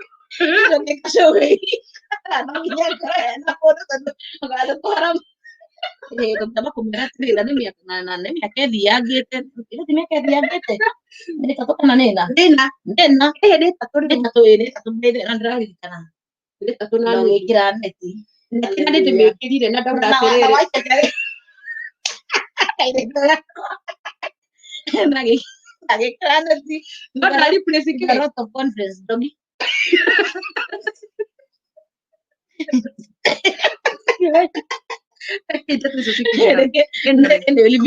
revealing the truth mitambo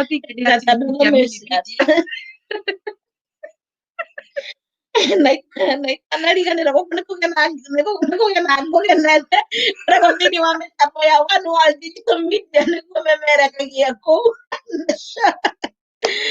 oh my god ĩtagwo wonders and miracles no rĩu gũkũ nĩ gĩkenaga tondũ kwa mwarĩ wa maitũ na nĩ tũkĩrĩranagĩra igũri-inĩ no rĩu rĩ Faith Julius arauga atĩrĩrĩ CEO ũmũthĩ ndingĩkoma ũcio nĩ mwega contract ĩgũthira tũke na Martha Maina nĩ njũĩ arauga nĩ tũgũka na Martha Maina hihi kaingĩ gwĩka ũndũ aiya gũcererwo no rĩu rĩ no ndagĩkirio wiki wiki nĩ wekire ndekire ketũrĩkie cio ĩno nĩ tondũ thutha ũyũ hena andũ aingĩ mekwenda gũka gũkwĩra atĩrĩrĩ nĩ marenda gũkũrehe show ya kwaria ma kũruta ma nĩ kũgũrĩkia nĩ mũtungatĩri Ndũrũ ranjĩrire rekei twaragie ma wow may God bless you ari mũnene wa mũtiki ũrĩa ndekaga ndũraiga atĩ ngeithia tu njigue acirũmangĩrĩti cege tũgeithia andũ haha so anyway those are the troubles and problems that we undergo rĩu amwe rĩu pastor Reverend Ann ekugaga ũhoro wa makara ũrĩa akiuga atĩrĩ niĩ ndĩrenda rĩu nĩndainũka rĩu no ũheire njikare kana na nĩ ngwaragia ũhoro wa kũbabysit kũu ũguo noguo ngereire tondũ no kĩgũrĩkĩra na mwaka ũmwe na hĩndĩ ĩyo rĩ no ũrerwo tũme na andũ makauga wĩ Amerika tũtũmĩre mbeca gũkũ andũ metĩkĩtie mbia ingĩagaga gacoke matinda magĩkwĩra connect choke Amerika na ndĩrĩria njĩra ũke nĩ kwa nyendaga mũke biũ niĩ hakwa niĩ ndĩrute wĩra wa Ngai nĩ nyendaga mũke tondũ kũndũ gũkũ nĩ kwarie mũno na andũ matingĩihũra koguo niĩ korona nĩ kũrĩ bathi ĩtũmagwo twamĩtũma igĩrĩ andũ meke atĩa moke niĩ nĩguo njugaga watu wakuje kũmanĩrĩria tũgĩana Nikajora gutihuraga rĩu ikaraga downtown na nĩ ikaraga south na kĩmũtungatĩri nĩ ikaraga north na no tũcawaibaga rĩu rĩ ndĩrona andũ aitũ me gũkũ ona andũ Amerika ona andũ a Kenya maugire matigũkoma ũmũthĩ gĩtĩo kĩnene atĩ nĩma nĩ kũrĩ ũndũ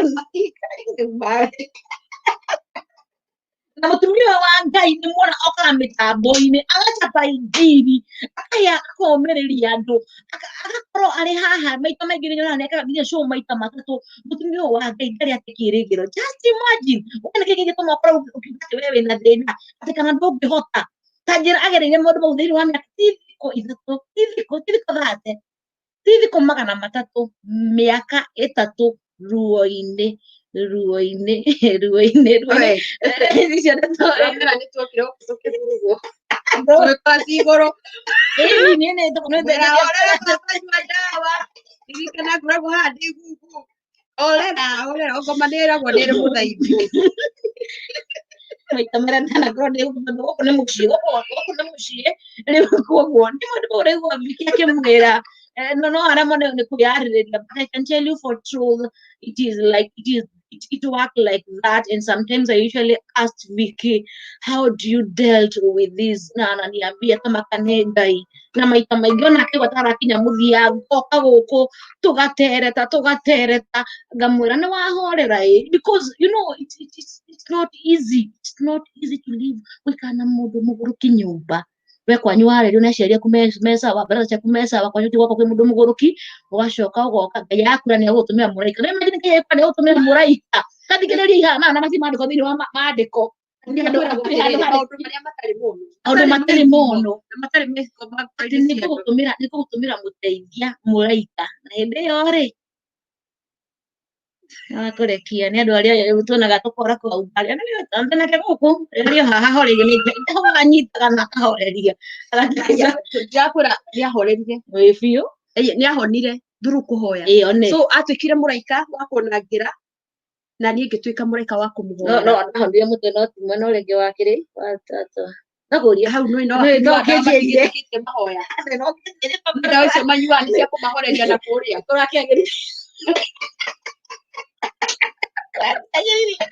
ahonire mũtwe no Ngai koguo harĩa mwena nĩ cia kũhoreria na kũrĩa tondũ matingĩkĩreka gĩkĩ ũguo nĩ tondũ wa maũndũ matiganĩte tondũ makĩmenya andũ arĩa makoragwo na guto kĩnyĩti gũkĩona nĩ maheagwo ndawa icio nĩguo matigakĩgwĩka atĩ matikagerenge tondũ no agĩthiĩ akĩnyitaga andũ othe na gũkũ bara koguo ndawa no anyuaga o mũthenya cikora kũria atĩrĩrĩ Trizi atĩ ũhotate gũikara na mũndũ mũcinga wake atena buruburu tũtirariganĩrwo atĩrĩrĩ na twarĩ nake atĩ niĩ kuma kĩhumo otige kuma kĩhumo-rĩ ndambĩtwo ndĩ wa gũkorwo ndĩ reverend sister koguo-rĩ niĩ hana ta ndĩ kũrĩa gwa Gathoreki na nĩ wĩra ũyũ nĩ wa gũteithia gũkũ nĩ gũthioma no gũtungata na Ngai theri no ciko wĩ mũira wa atĩ mwarĩ wa ithe witũ atũrĩte online maita maingĩ ona ndĩmũragia thimũ ngĩmũria ndũgekome afadhali hau na rĩu tĩngĩ mathaa tondũ nĩ wĩrĩ ũroka rĩu Ngai no tondũ nĩ aroka-rĩ no keharĩria rĩrĩa kĩu aroria-rĩ nĩwe ũgacokagia haha aikara haha na nĩ agacokia cikoretwo kwendete mũno Mena Faith Julius no acirũ mangirĩti nĩ ahoera ameniombea she has prayed for me na Google Julius nĩ my brother na Macharia Lilian inyuĩ hatirĩ you kill me mũranjũraga tũkĩrania nĩ revealing the truth rĩu menye mũrũ wa mũndũ agĩbatara ũcio mũtũkatĩri Viki nĩ confession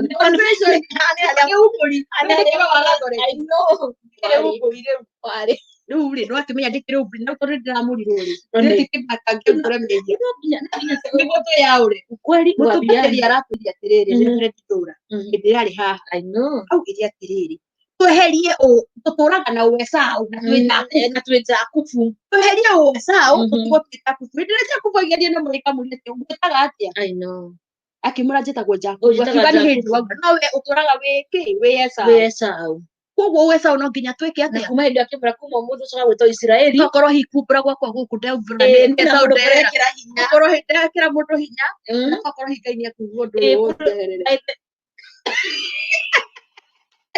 Jehova atatenda kimiujiza Ngai no atende kimiujiza no Ngai no aciama Ngai kama nginya rũgetha athimaga mũndũ ũkũrũ-inĩ wake Ngai mwĩre njĩra cia Ngai nĩ nyingĩ gũtirĩ mũndũ ũbota gũtarĩria kũrĩa Ngai egũkĩra thutha ũyũ na thutha wa mĩaka 2 aragoka haha tũrute wĩira atĩ Jehova nĩ ekire atĩa kana mode ndekira he ene thimagia tiriri ore ndire kora ndarari na net America gukwa ndore matikagu Ndaiga nego tigo ko rariki ndio rameni ndikirio haha atakire inde mwire thabari ya thirari yakinya mwico ri nginya atarabu turara Destiny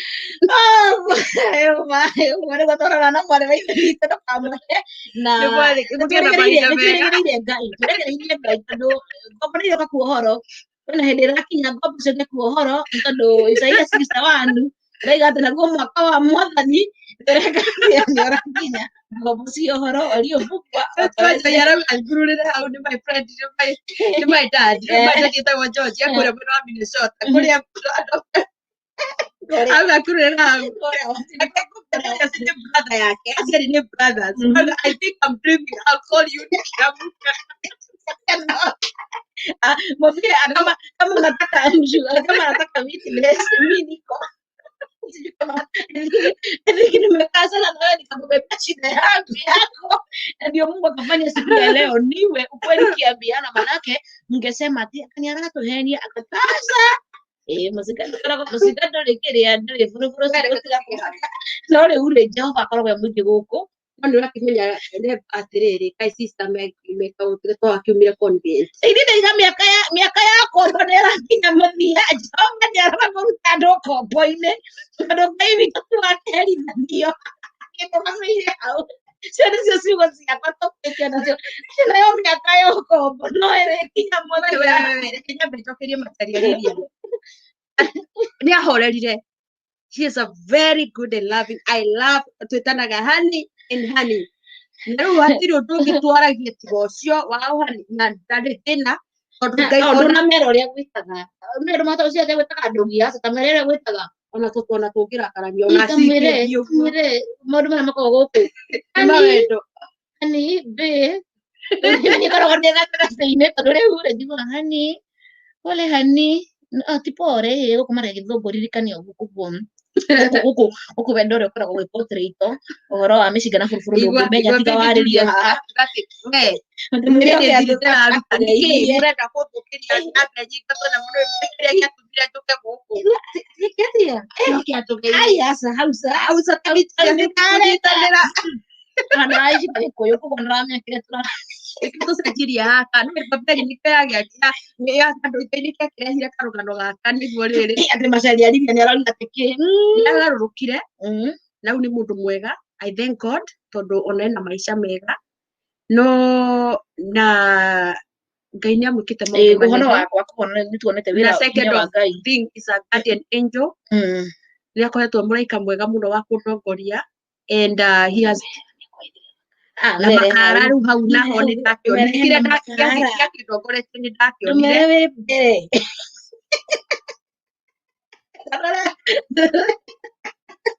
na kĩrĩa ekagĩga nĩanĩsapotagĩra mĩtambo ati mĩtambo ndũmwĩre he is a provider ndũmwĩre he is a provider no nĩ ndarũgamĩrĩire kĩ ndiramera ndihũraga nguo gũkũ tondũ ngui no ngĩkĩhũra nguo aca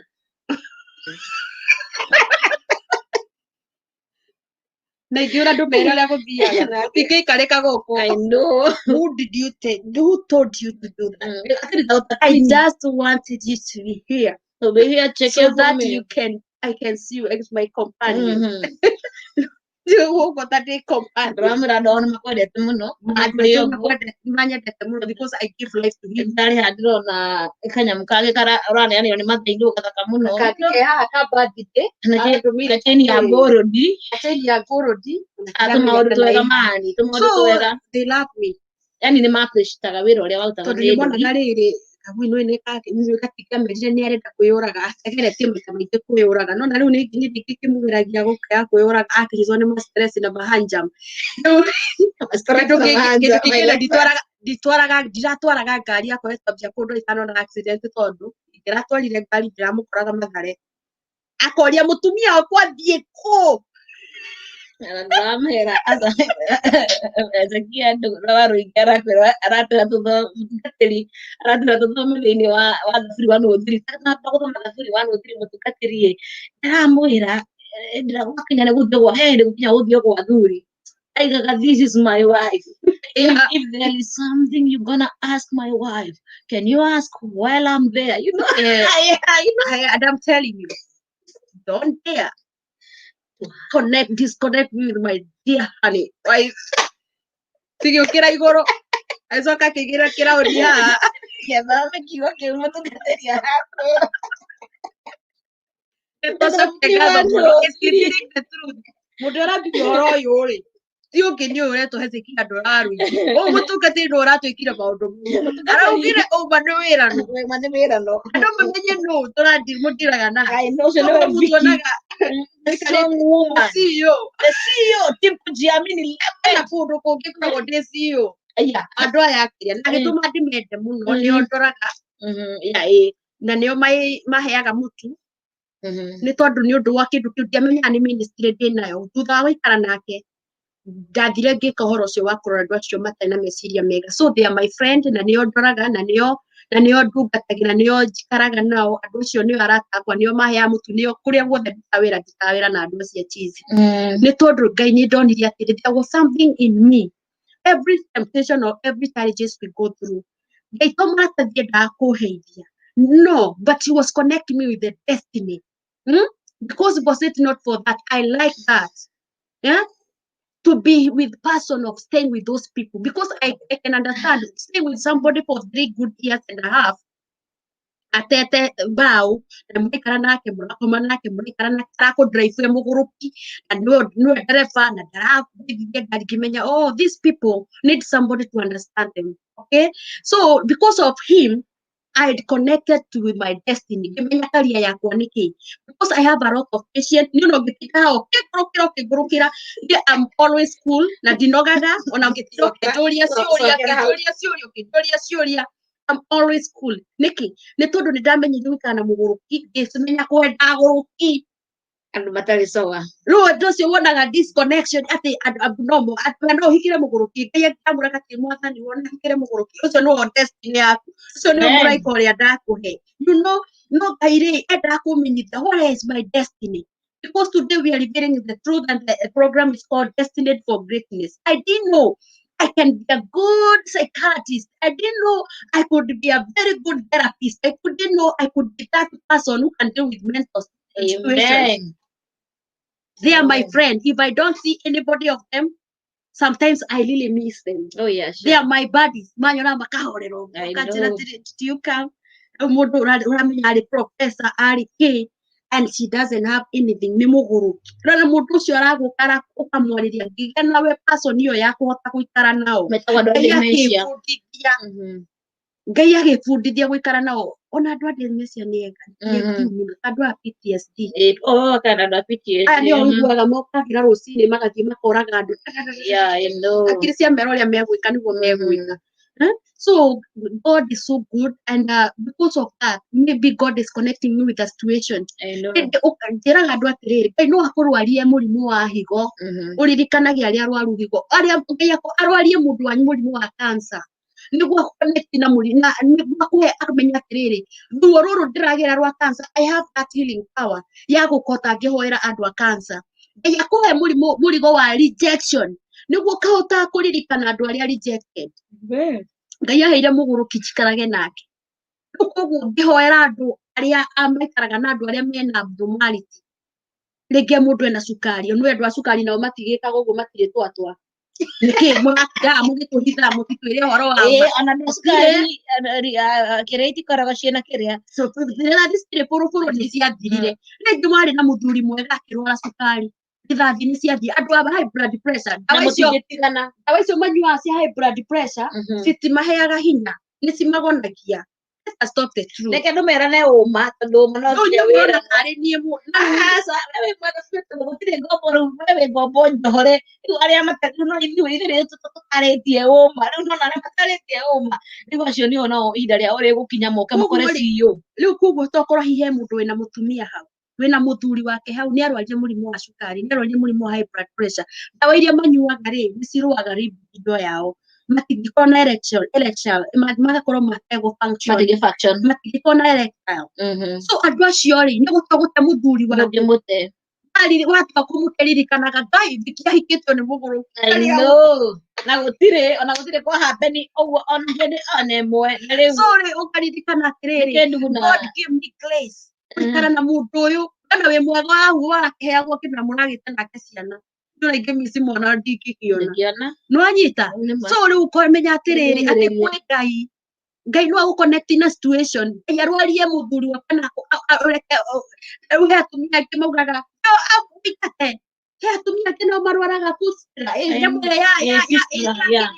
Makarwara mũrimũ. Ũgũte mũtumia waku kana nyamũ ĩtagwo vaginal discharge ĩtũraga ĩkaruta discharge ĩgakorwo na njĩra ndĩngĩgereka tondũ kwĩna mathĩna. Ũgũte mũtumia waku. Na hĩndĩ ĩyo arĩ mwega hĩndĩ ĩyo ngano ndwagũhutagia. Rĩu rĩ angĩhana tarĩ matarĩ ona maigĩrĩrwo kĩndũ matarĩ macemania na kĩndũ. Na njĩra ĩngĩ haha twĩna rĩu ndĩraga Viki sorry to say no nĩ atĩrĩrĩ unaona ũthingu ũrĩa Ngai arekire ingĩre naguo kiko-inĩ mũthenya wa mbere nĩ mwaka wa kana ũrĩa thĩinĩ wake no akĩona tũngĩmĩta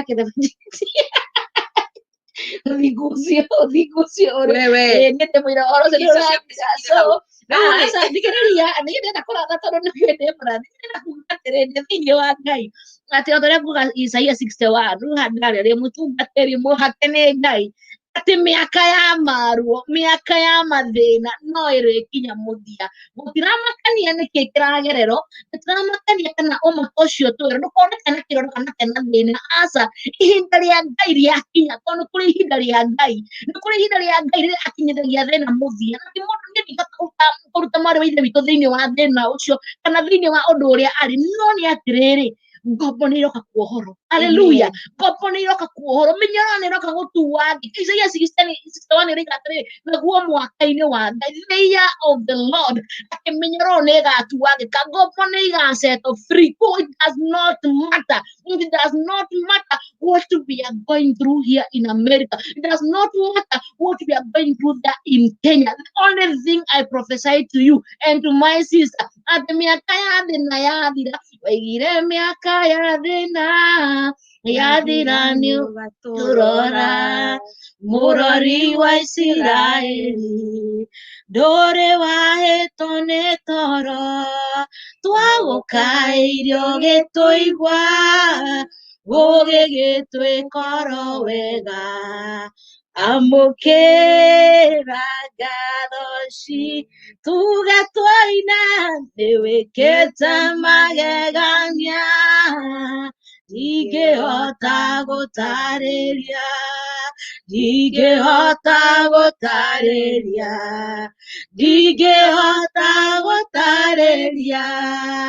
nĩwĩkĩte magegania ndingĩhota gũtarĩria nĩwĩkĩte magegania Jehova Jireh mũtũrũĩrĩri mbara bendera itũ ĩrĩ igũrũ nĩ ũtũhotanĩire mwathi kuona thũ citũ ikĩgega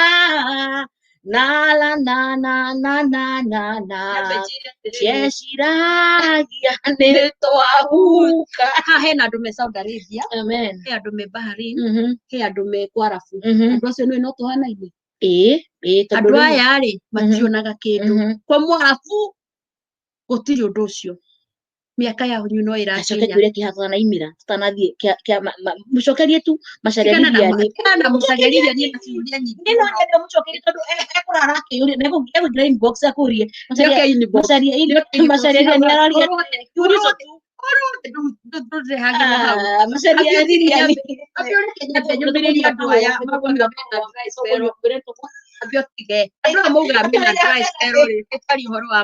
living the truth kebindi niguo gitagwo andũ maugaga mwena dry spell ri mutingihota gukiririria nginya muthenya waku wa kuhika ri he andũ ahiku na matirĩ kĩndũ onaga mena thuri na matirĩ ndĩrenda gũkũ encourage we Kenya na matirĩ ona to Kenya kila bahari the whole world they have husband mena atumia no gutikindu macamanagia namo no ukauga atiri ni ndingikiriria nginya ngona muthuri uria Ngai akahe ithu tukoragwo tu examples he andu me Saudi Arabia na ni matete matiri athuri na makiragiriria mundu na miaka 5 ena dry spell ni kweli no ukauga ati no nginya we uyu ururie utuike uria umaraya ati ni gwati kinya tuike ndungihota gukiririria Ngai witu ni arekaga andu makiragiririe Ngai ni arekaga andu makiriririe agutwara situation tokorwo aturu Saudi Arabia kuu utangiona mundu niguo hote gukiririria ni tondu he itunga ria roho mutheru andu matakoragwo nario amen nginya athuri maturameka maga let us talk the truth oh my you can wait until your time tiga gwika masturbation ati tondu ati nduri na muhiki mwira gukira mutumia uria ukuhikia let us talk the truth na hiyo maneno you ni can mbaya wait until God's time ena andu mena atumia na athuri na maticamanagia na kindu what about you tutile masturbation is a demonic act arume tutigane na masturbation ona tungatiri inyuĩ murauga ati inyuĩ mutingirera kuhunjia Jesu no thigu we can do it because we have done we are there we are here this is my ino ni mwaka wakwa wa gatano kuma ile twatigania na muthuri ndugeterera Ngai Ngai okaga uthingu ri nona uthingu tamere horo wa uthingu mandiko maraiga atiriri thiini wa ibuku ria Efeso ati uthingu ni ugatuhingura twakinya mucii wa matu-ini no thaithanite Ngai ni aiguaga uthingu kuigira moko atari horo wa kuigira moko no kibaca ikana mundu ndaigirira moko ni ndaigirire moko ngira Ngai nie ona nduraga uguo ati wakoro nduri mundu igire moko mutungatiri nginya waku because God news why you are in that situation Ngai ndarigikite na undu njiraga andu na waku akinyalie gu andu njiraga undu ati undu uyu korwo Ngai ni enda kurugame ri he is able he is almighty nĩngĩrigĩrĩirie hikĩre mũndũ ũyũ nĩngĩrigĩrĩirie we mũtumia waku ndagathiĩ nĩngĩrigĩrĩirie we ndũgathiĩ Saudi Arabia nĩguo korwo wĩna mũndũ waku God needed you to pass through that because it's the testimony the testimony aragũthondekera Ngai nĩatũthondekaga testimony nĩ ũndũ wa greatness for our destiny destined for greatness Ngai no agũthondekere Faith Julius Ngai no agũthondekere destiny yaku but destiny ĩgeragio mwaki-inĩ wahotana nĩguo tũkorwo with thahabu ĩrĩa njega you have to pass through fire preach on them waambie ni kuvumilia mambo ni kuvumilia itunda rĩa roho mũtheru rĩtagwo patient tunaona atako hizo ni tututuhe ugo tunataka ndũgĩiage kaigũrũ rĩa vikinya na ndagaya kage kana ndo wa kuumĩrĩria akoko hago kimtia mimi kage nobali na tuno hii YouTube na kwa viral so that you can share nĩ tondũ nĩ ngakurehera ngure ndũgĩiageka ndio Ngai mũno ũrĩa andũ maingĩ mangĩrutĩra Ngai wĩra no niĩ njũĩ atĩ na he ũndũ wageka njũĩ mageria viki kamwĩra ndũgĩiageka mũthenya ũmwe na kahoira ngima Ngai no ageka mũndũ ũrĩa Ngai arakugereria we I can see there are so many people here they are saying can I wait can I have do I have to wait alafu itunda rĩngĩ another gift of Holy Spirit ĩtagwo self control wenyi horo rĩiga atĩrĩrĩ atĩ rĩu naguo rĩ mĩĩrĩ yanyu tũtukage na gũtukaga nguo ũgatuka mwĩrĩ waku warahũka ti ngoma twambe tũnyite ũguo no wona warahũka rĩ ũkagĩa na self control nĩho menya kwĩna roho mũtheru thĩinĩ waku tondũ nĩ tũrĩ na roho mũtheru na hiyo twaheirwo tũkĩheo wendo gĩkeno gũkirĩrĩria kugakwĩrĩria maitho mene atumia nĩ mahĩtũka thikati yahĩtũka tigana nayo wona mũndũ ena gĩthũri kĩnene ũguo andũ othe mehũraga wakwa ngĩmuona kĩũka kirĩrĩria andũ othe atumia othe athaka wona makorete na mũthuri we magĩtanaga baby na honey na sweetheart ũgeciria mũthuri ũcio ũngĩonana na Betty hatirĩ wĩra surely hatirĩ wĩra mũtumia ũcio nĩ gũkirĩrĩria kiragĩrĩria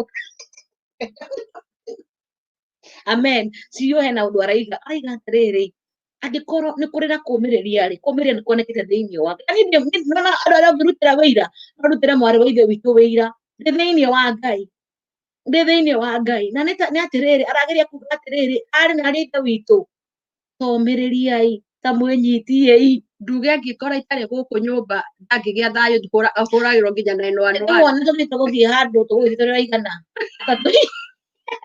tũkĩreta tũrĩrĩra na kĩenda gũthiĩ handũ megũthiĩ marĩ erĩ tondũ ndũngiuma nginya mũciĩ ndũngĩkiuma na ũgitĩrwo ũkahingĩrwo rĩu gũkũ gakorwo wĩ ũthingu Ngai akaũgitĩra wakorwo ũgitagĩrwo kĩa hinya reke ndĩmwĩre arakakwa nĩ andũ a online maitho metaga bamĩrĩ rĩu nĩ bamĩrĩ yakwa nĩ athuri akwa nĩ atumia akwa nĩ arata no arata nĩyo bamĩrĩ yakwa tondũ rĩrĩ rĩu haha nĩho njũkaga gũkĩra hinya it's a therapist ũkora therapist ũkĩana kiugo kĩa Ngai ũnjĩra atĩrĩrĩ warĩkia kũhunjia rĩ athiaga akoma takana no atahunjĩtie kana ataigĩte mĩtambo-inĩ aiguaga harĩ na ũndũ atigĩtie because of God nĩ tondũ wa Ngai njĩkaga ũguo nĩ tondũ wa situation yakwa njĩkaga because of love of God because I knew this is what ndahoete Ngai will of God mũririkane harĩa mwaka wathira nderire Ngai may your will be done with me kana ũracukwa arakwĩra there's no testimony without a test amen rĩu kuguo wĩna wĩira na mena ndeteire wĩira ũngĩ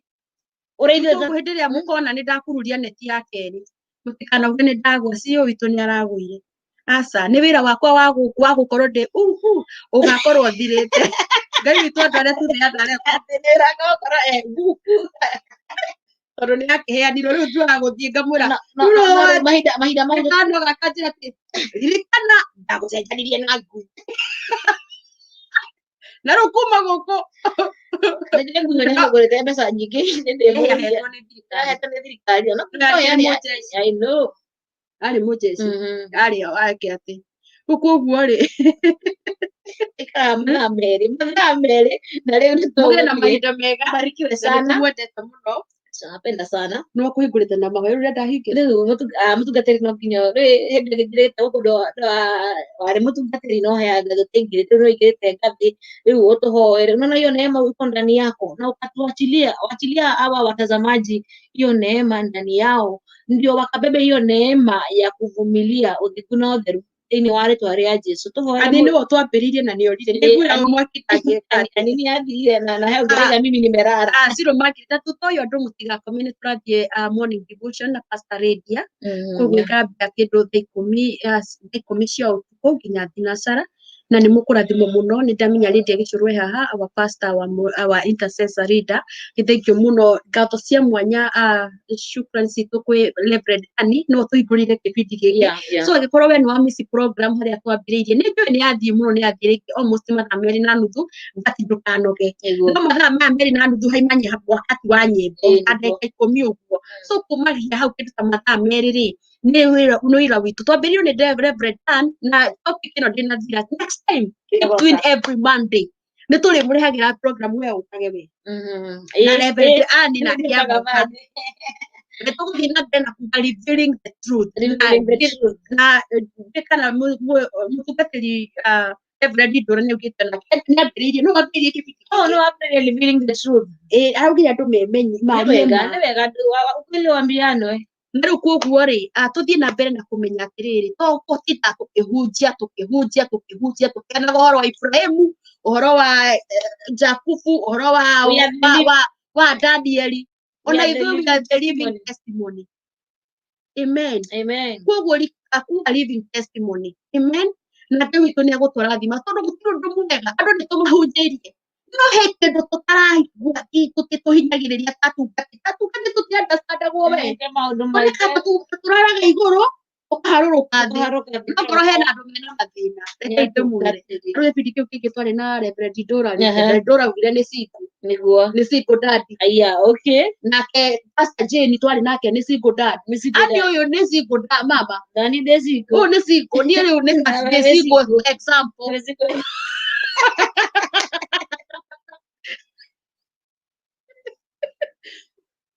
single example nona tondũ rĩu nĩona kaba ũrĩa single ũrakiuga nĩ single no niĩ rĩu ndĩ single complicated no nyuĩ muonaga mũkawerwo mũkahe andũ mathĩna mũtiramenya maũndũ marĩa tũragerera no nĩkĩ nĩ kwenda gwitũ tondũ Ngai atangĩenda ndangĩarekire tũingĩre singleness Ngai atangĩenda no rĩu haha tũrauma na ũira mwerũ Reverend eke ũhiki Leslie in Jesus name to celebrate ũhiki wa Reverend Ndũra wa Rũingĩ na to celebrate uhiki waku siko tricks sana ko nikari karugano ene tunakaneka ngai aka nikari karugano ya siru Margaret adana ni desiko ndio mama post yako muthi kwa Victoria's Destiny tukiria atiriri tukekera mbica yakwa ya uhiki wa single example ndauga atiriri ndadedicatira andu othe makari na andu twandike kioneki na ndemwane nene na ndera andu atiriri ona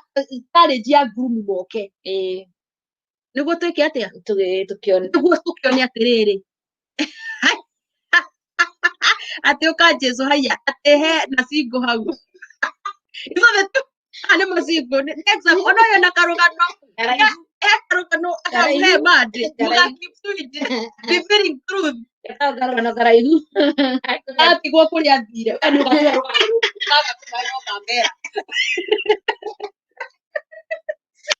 karugano asoso aturugano reke ituheanage karugano tuama tondu ithu kamutitu ke ngoro gutire mundu ko etiga mundu na mwene utikane tigo mwene Ngai witũ mũrathime na mwĩke wega Ngai witũ na mũigua tha thĩinĩ wa rĩtwa rĩa Jesũ nĩtũgũcokeria ngatho nĩ tondũ wa program ya mũthenya wa ũmũthĩ Mwathani Jehova na kũngĩkinya program nĩtũkũmĩka na gĩthũngũ na nĩtwamĩka na gĩkũyũ Mwathani twatukania Jehova ũguo nĩguo gũtuĩte Ngai nĩtũgũcokeria ngatho thikũ nĩ tondũ wa mũthikĩrĩria ũyũ Mwathani nĩ wa matu-inĩ ũgaikara hamwe na ithuĩ mathaa mau merĩ marĩkia gũthira Mwathani thikũ nĩ tondũ wa ũrĩa ũgũka na kũnji program ĩno Ngai Mwathani mĩtũrĩre itũ twamĩneana moko-inĩ maku nĩma he maũndũ maritũ tũgeragĩra Ngai no mothe Jehova nĩtũracokeria ngatho tondũ ũtangĩendete tũtingĩamagereire Ngai no thikũ nĩ tondũ wa wĩra ũrĩa ũratũharĩrĩria wĩra ũrĩa ũratũma tũrũgame na tũmĩrĩrie mũndũ ũyũ he mũndũ ũngĩ wĩ hau ũromĩrĩrio Ngai uma kwĩruta muoyo ũkuonaga uma na depression akona tarĩ o we aragerera Ngai ĩndĩ Jehova nĩtũgũcokeria ngatho nĩ tondũ nĩwe wareka twĩtũre tiguo tũgũbangĩte Ngai nĩwe maũndũ maya nĩwe wareka moke Ngai nĩ tondũ wa ũgoci wa rĩtwa rĩaku kũngĩkorwo kwĩna ũndũ twahĩtie Ngai nĩtwahoya ũtũrekere thitango ciothe cingĩrũgama mbere itũ Jehova tũkirĩre no tũrekere thĩinĩ wa rĩtwa rĩa Jesũ nĩtwarathima andũ aya Ngai Mwathani wothe wa watch kĩbindi gĩkĩ no gũka kũ-watch Mwathani Ngai reke atuĩke wa kũmĩrĩrio na tuĩke wa gũteithĩka Mwathani thiĩ na mbere Ngai na gũtũtuga na gũtũtungatĩra Jehova nĩ ũrenda tuhone Ngai na tũtiĩhona Ngai tũtangĩnyua ndawa ndũrũ tũtiĩhona tũtituĩka wĩra tũtangĩgera mwaki-inĩ nĩguo tũtuĩke gũkinyanĩra thahabu-inĩ ĩrĩa wendaga Ngai thĩinĩ wa rĩtwa rĩa Jesũ Kristo Mwathani thĩinĩ nĩ tondũ nĩ ũrekete tũkirĩrĩrie Mwathani thĩinĩ nĩ tondũ wa roho waku mũtheru tondũ hĩndĩ ĩrĩa Jesũ abatithirio Ngai witũ twĩraga atĩrĩ nĩguo roho mũtheru amũtwarire werũ-inĩ athiĩ akagerio Jehova tũkorwo twĩ werũ-inĩ tũtwarĩtwo nĩ roho waku mũtheru nĩguo matunda maku ma roho mũtheru matuĩke makũruta wĩra thĩinĩ witũ nĩtwatũtĩa nĩ tondũ hihi nĩwendaga tũkirĩrĩrie nĩwendaga tũmĩrĩrie Ngai nĩwendaga tũgĩe na wendo nĩwendaga twende unconditionally without any limit oh God nĩwendaga Jehova nĩguo tũkorwo tũkĩgigĩrĩria merirĩria ma mĩĩrĩ itũ Jehova nĩ ũrenda Ngai nĩguo tũrũgamio thingo Ngai no thingo ndũgũka Jehova tũtangĩgerio werũ-inĩ nĩtwagũtĩa nĩ tondũ wĩ Ngai ũratũharĩria nĩ tondũ wa maũndũ manene we have a destiny which is so great oh God Mwathani nĩtwagũtĩa na nĩtwĩtĩkia atĩrĩrĩ Ngai nĩũgũtwarana hamwe na ithuĩ nĩũkũhonia ngoro citũ nĩũkũhonia mĩtũrĩre itũ Mwathani nĩũgũturuta from one glory to another na andũ othe nĩmarĩũka na mauge atĩrĩ kũringana na Isaia yugĩte atĩ people will see this and understand all together that your hand has done this and they're gonna praise you Lord Mwathani maũndũ marĩa ũrekĩra ndungata ciaku aya arwaru Ngai nĩ tondũ nĩũroka kũmahonia nĩguo andũ mona ũũ mamenye ũrĩa mararwarĩte Jehova they're gonna praise you and understand all together that you have healed them oh Lord aya maragerera difficult thing wa relationship Mwathani people will see this in the relationship ciao cirĩrũgama na cituĩke cia gũgacĩra people will see this and understand all together that your hand has done this and they're gonna praise you Jehovah Redeemer andũ nĩmakona andũ magĩte na mĩciĩ mĩrũgamu amwekete mũhiki mamagegania na maga celebrate and they're gonna see this and understand all together that your hand has done this and they're gonna praise your name oh Lord nĩtwagũtĩa nĩ tondũ nĩũroka gũtuanga mĩnyororo yothe nĩũroka kwĩgocithia na ithuĩ Ngai nĩũroka kwĩheithia gĩtĩo na ithuĩ nĩũratũhũthĩra as a living testimony oh God because you are God Almighty nĩtwagũtĩa nĩtwakwambararia wega-inĩ waku na mũgũ Jesũ Kristo twacokia ngatho na twetĩkia amen amen amen thank you muno muthikiriria wakwa inyuĩ muoka mucereirwo YouTube ya Team Kujiamini Media kana mucokere program ĩno Tuma Live na nĩnjũĩ nĩcicĩtwo muno Tuma Live kwa Team Kujiamini #Victoria's Destiny Tuma Live kwa Victoria's Destiny Tuma Live kwa Aning'ang'a Tuma Live thĩinĩ wa YouTube kwa Victoria's Destiny Inspirational na Tuma Live kwa Hezekia Ndũra wa Rũingĩ thĩinĩ wa YouTube na Team Kujiamini Media kũu guothe na mũciĩ na subscribe na mũcĩre andũ aingĩ arĩa mũrona ta makũrĩte ngoro Pastor Lea we ndinakuorota Google Julius thank you mũno Tito Clicks inyuothe mwĩkania hamwe na ithuĩ nĩ twakena mũno nĩ tondũ wa gũtikana inyuĩ silent listener mũgacũthĩrĩria ũguo makauga mũtungatĩri ngeragĩra maũndũ maya haya kwĩna atungatĩri mageragĩra maũndũ marĩa ngeraga toyo geragĩra wĩkĩre hinya na ũmĩrĩrie thank you my sister kuma mwena ũrĩa wa Israel andĩka rĩtwa rĩake na Kĩhibirania we love you so much too and thank you God bless you then clever thank you mũno na mũndũ ũgwĩtwo Macharia Lilia nĩ akwĩtagwo atĩa mũrata waku anjoke inbox nĩ ngũmwĩra maũndũ mau mangĩ Macharia Lilia thank you baby Julius thank you mũndũ ũgwĩtwo Wacirũ Margaret twakena I know Georgio Mwanjohi stories za romance wachana na yeye akikuja inbox ni me am a therapist ndina to doctor nĩ ũndũ wa kĩrĩa Ngai arakĩũĩ no heane therapy na andũ acio kĩrĩa no wega na ti kĩndũ kĩeherie na ti kĩndũ gĩkĩrĩtwo group Mwathani Ngai witũ aheo goci nĩ menda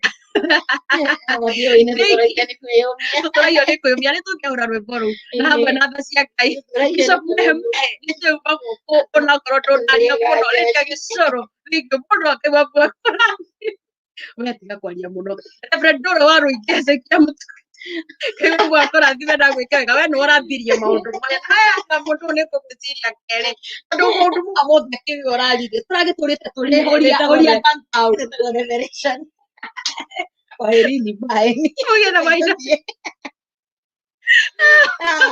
ndĩrenda tuge atĩrĩrĩ tũrĩkie na rwĩmbo ndĩrenda tũrĩkie na rĩrĩ tũrĩ a Ngai mũnene by Paul Mufia no nginya tume haha mwandũ tuga tũrĩ a Ngai mũnene Ngai ũrĩa ũtũraga tene na tũrĩ a Ngai kĩroti Ngai